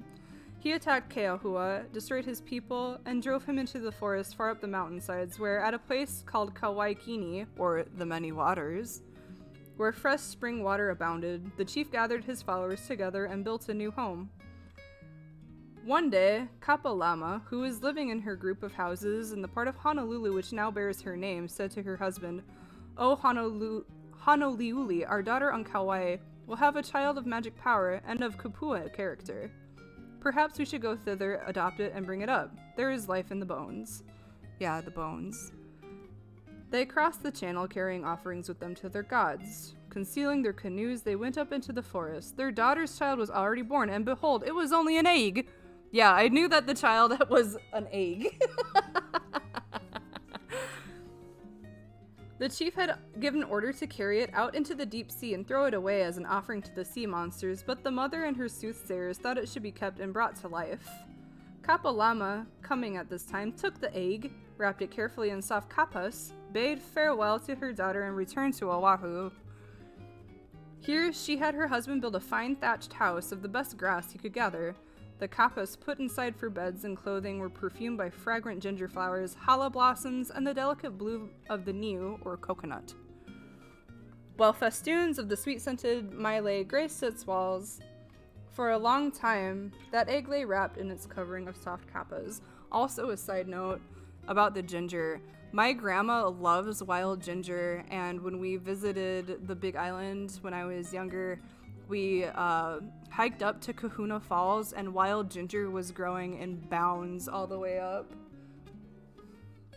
And she would take the blossom of the wild ginger and squeezed like the nectar out of this wild ginger, and she used it as shampoo the whole time we were out there. And it smells really nice. Anyway. One day, Kapalama told her husband to prepare an imu, or an oven, for their grandchild. He gathered stones, dug a hole, and took his fire sticks and rubbed until fire came. Huh, nice. Then he built a fire in the hole and placed the wood and put it on the stones, heating them until they were very hot. Taking some fine sweet potatoes, he wrapped them in leaves and laid the bundles on the stones, covered all with mats, and poured on sufficient water to make steam in which to cook the potatoes. When all was fully cooked, Kapalama went to the house of the egg and looked in. There she saw a wonderfully beautiful chicken born from that egg. The feathers were all the colors of all kinds of birds. They named the bird child Lepe e Moa. They fed it fragments of the cooked sweet potato, and it went to sleep, putting its head under its wing. These fuckers were like, we're gonna have a fucking grandchild. It's a fucking egg. Now it's a chicken. This bird child had an ancestress who was a bird woman, and who lived up in the air in the highest clouds. Her name was Ke'aulua, or the moving cloud. She was a sorceress of the sky, but sometimes came to earth in the form of a great bird or of a woman to aid her relatives in various ways. When the egg was brought from Kauai, Ke'aulua told her servants to prepare a swimming pool for the use of the child.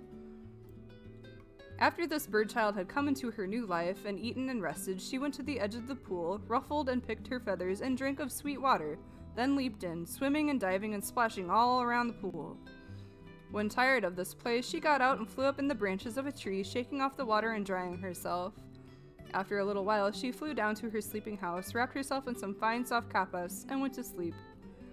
Thus, day by day, she ate and bathed, and when by herself, she changed her bird form into that of a very beautiful girl. And her body shone with a beauty like the red path of the sunlight on the sea, or the rainbow bending in the sky. One day, after she had made this change, she stretched herself out with her face downward and called to her parents.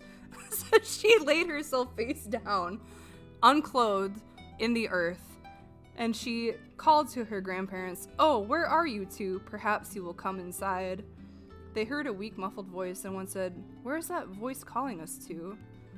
This is a strange thing. As a taboo place... Okay, so it's also worth mentioning that like tabu, T-A-B-U, is kind of the same as like what we know as the word taboo. It's like a forbidden place. It's also worth mentioning that the word kapu, which appears in the movie Lilo and Stitch, Like on Lilo's room when she slams it means like do not enter or forbidden as well. Here's a fun fact for you. The woman said, "We will listen again. Perhaps we can understand this voice." Soon they heard the child call as before. Kapalama said, "That is a voice from the house of our child. We must go there." She ran to the house, lifted the mat door, and looked in. When she saw a beautiful and strong girl lying on the floor, she was overcome with surprise and staggered back and fell to the ground as if dead. Hanoliuli ran to her, rubbed her body, poured water on her head, and brought her back to life. Then she said, "When I looked in, I saw our grandchild in a beautiful human body wearing a green and yellow feather lei. It was her voice calling us." Thus Lepe Emoa came into her two bodies and received her gift of magic powers. She was exceedingly beautiful as a girl, so beautiful that her glory shone out from her body like radiating fire, filling the house and passing through into the mist around, shining in that mist in resplendent rainbow colors. The radiance was around her wherever she went. So that's like pretty much like the big thing with her. So she was like pretty much a goddess that started as a chicken, and she ends up getting married off to another individual, but she is the chicken girl. Please enjoy it. So there exists in Hawaiian mythology an actual chicken girl.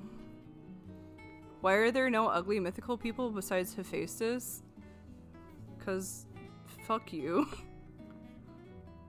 There's another legend with an owl in it somewhere. I don't remember a whole lot of details, but it's about the rainbow goddess, and there's some kind of conflict, and there's like a shithead owl who like he naysays her in some kind of way.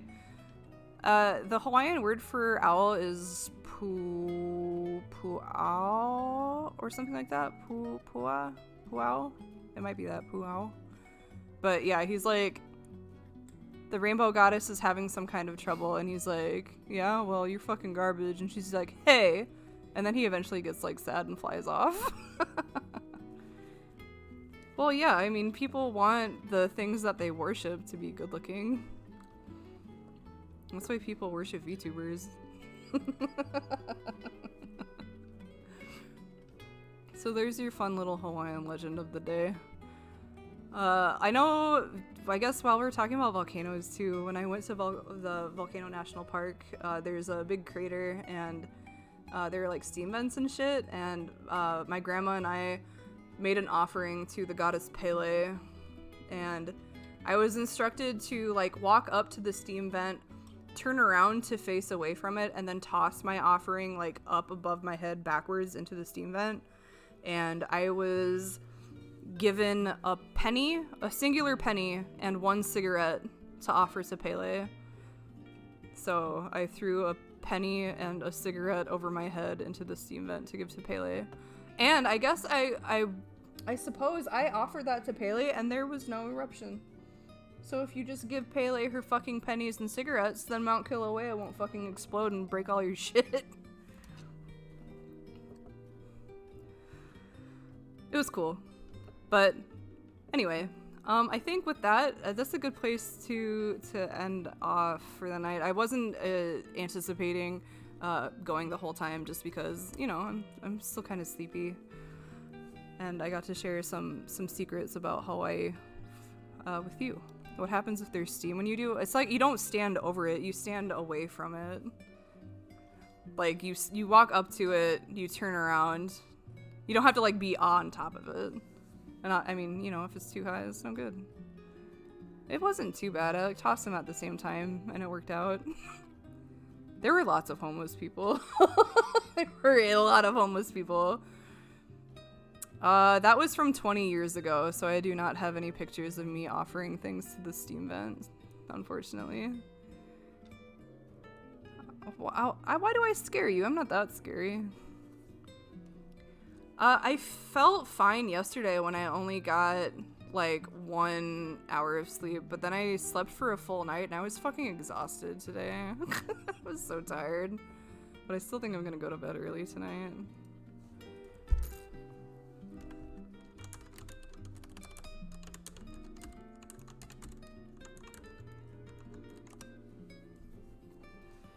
Yeah, hold on.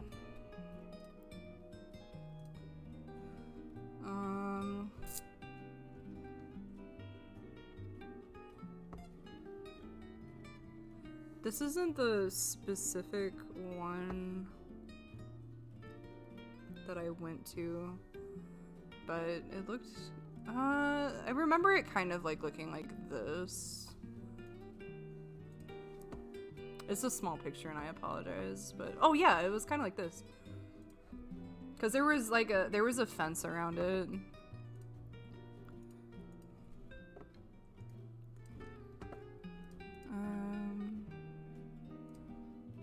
No. Yeah. Yeah, it looks kind of like this. I don't know if this is the same exact one. Yeah, it wasn't like out in the middle of like some rando area. Like it was a place that people visited. But we walked up to it. It was me, my grandma, and an auntie that I have, and we all had a penny and a cigarette that we offered to her. So we like walked up to the side of it and turned around and then offered it by throwing it over our heads. And we all managed to actually get it in there, so it worked out pretty well. I would like to go back to the Big Island. We spent a lot of time in Hilo. I have an uncle who lives on the Big Island, who raises pigeons, so it would be nice to visit him again. He was actually expecting his first child when I visited, so his kid has to be at least like 20 years old now, which is fucking crazy. But maybe. Yes, this is on, this is in Volcano National Park.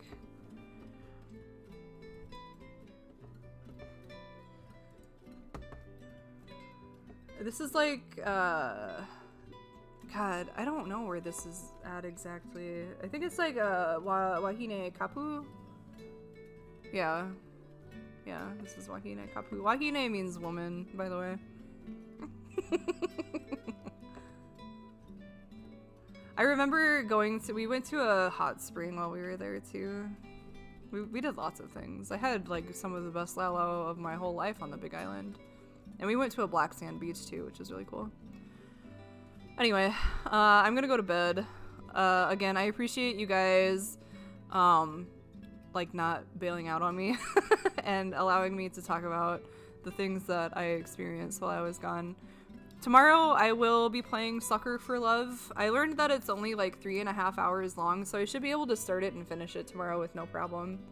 And then on Thursday, I will be starting my first ever playthrough of Final Fantasy VIII, which I'm pretty stoked for.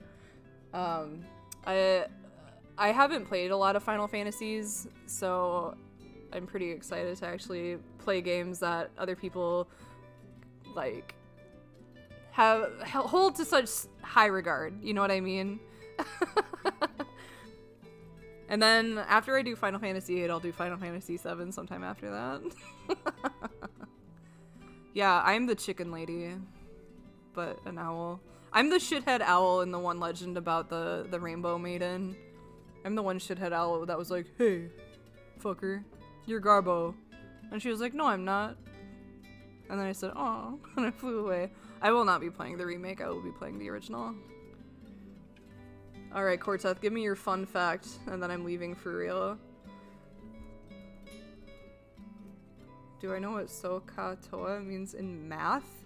No idea. I did not learn much about sine, cosine, tangent. I don't know shit. I did not take trig. Math is like the one thing I can't fucking do. So I have high respect to those who actually can. English is more my bit. Yes, Krakatoa. The remake is. I want to experience the games like as close to what they were like when they were released as possible first, if that makes sense. Someone gave you a mnemonic that is not school friendly. Yo, my fucking co-teacher today. Oh my god. This is really dumb, but I'll share it with you and then I'm going to bed for real. Some old hippie caught another hippie tripping on acid. So katoa. That's a pretty good one. My co-teacher has 2 daughters, and one of these daughters is doing a project on Princess Diana, and they were given like a list of projects that they could do, and her daughter chose this one where they're supposed to like make not a real pizza, but like a paper pizza, and they're supposed to make like a pizza box, and they're supposed to name the pizza like something that is themed after whatever it is that they're researching. So like they're supposed to pick a famous person. So if you picked like Babe Ruth, you would make a pizza and call it like the home run or something like that. Does that make sense? So her child is choosing to make a pizza with research about Princess Diana. And my co-teacher was asking me for creative names to name the fucking pizza, and you have to remember that this kid is like in fucking 4th grade or some shit. So like my first answer is like, would the aftermath be appropriate, as in the aftermath of the car accident? And she was like, I'm not gonna ask you for anything anymore. And then I said a couple of other things about HIV AIDS, and she was like, please stop.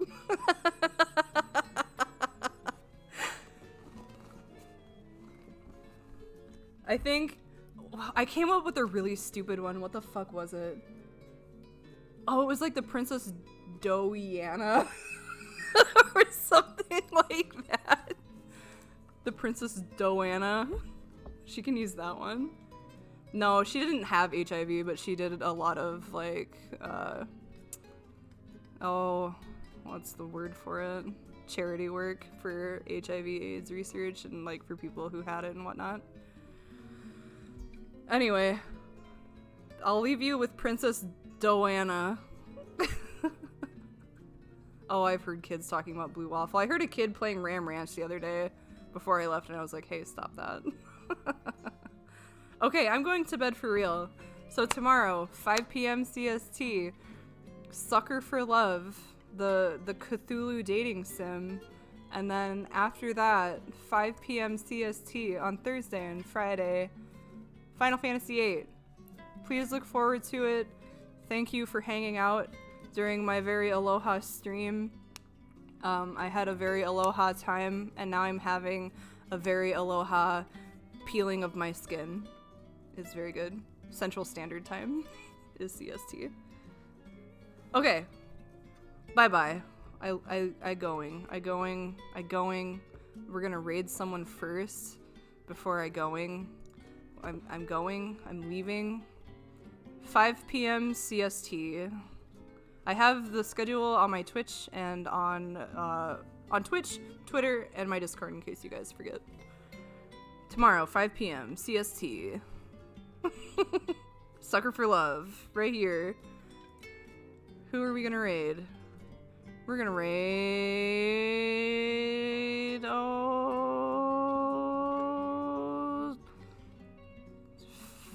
Frosty is playing the new Pokemon thing. Yeah, you're welcome for the Pog. I had lots of Pog. Oh, can I not raid anyone right now? That's kind of garbo. Oh, thanks, Twitch. Thank you, Twitch. You're really going for it today, aren't you? Oh, I guess I'm not raiding anybody. It's not letting me do it on my end. Oh, never mind. Okay, well, go. There we go. Alright. Okay. Go watch some Pokemons. I'm leaving now. Farewell.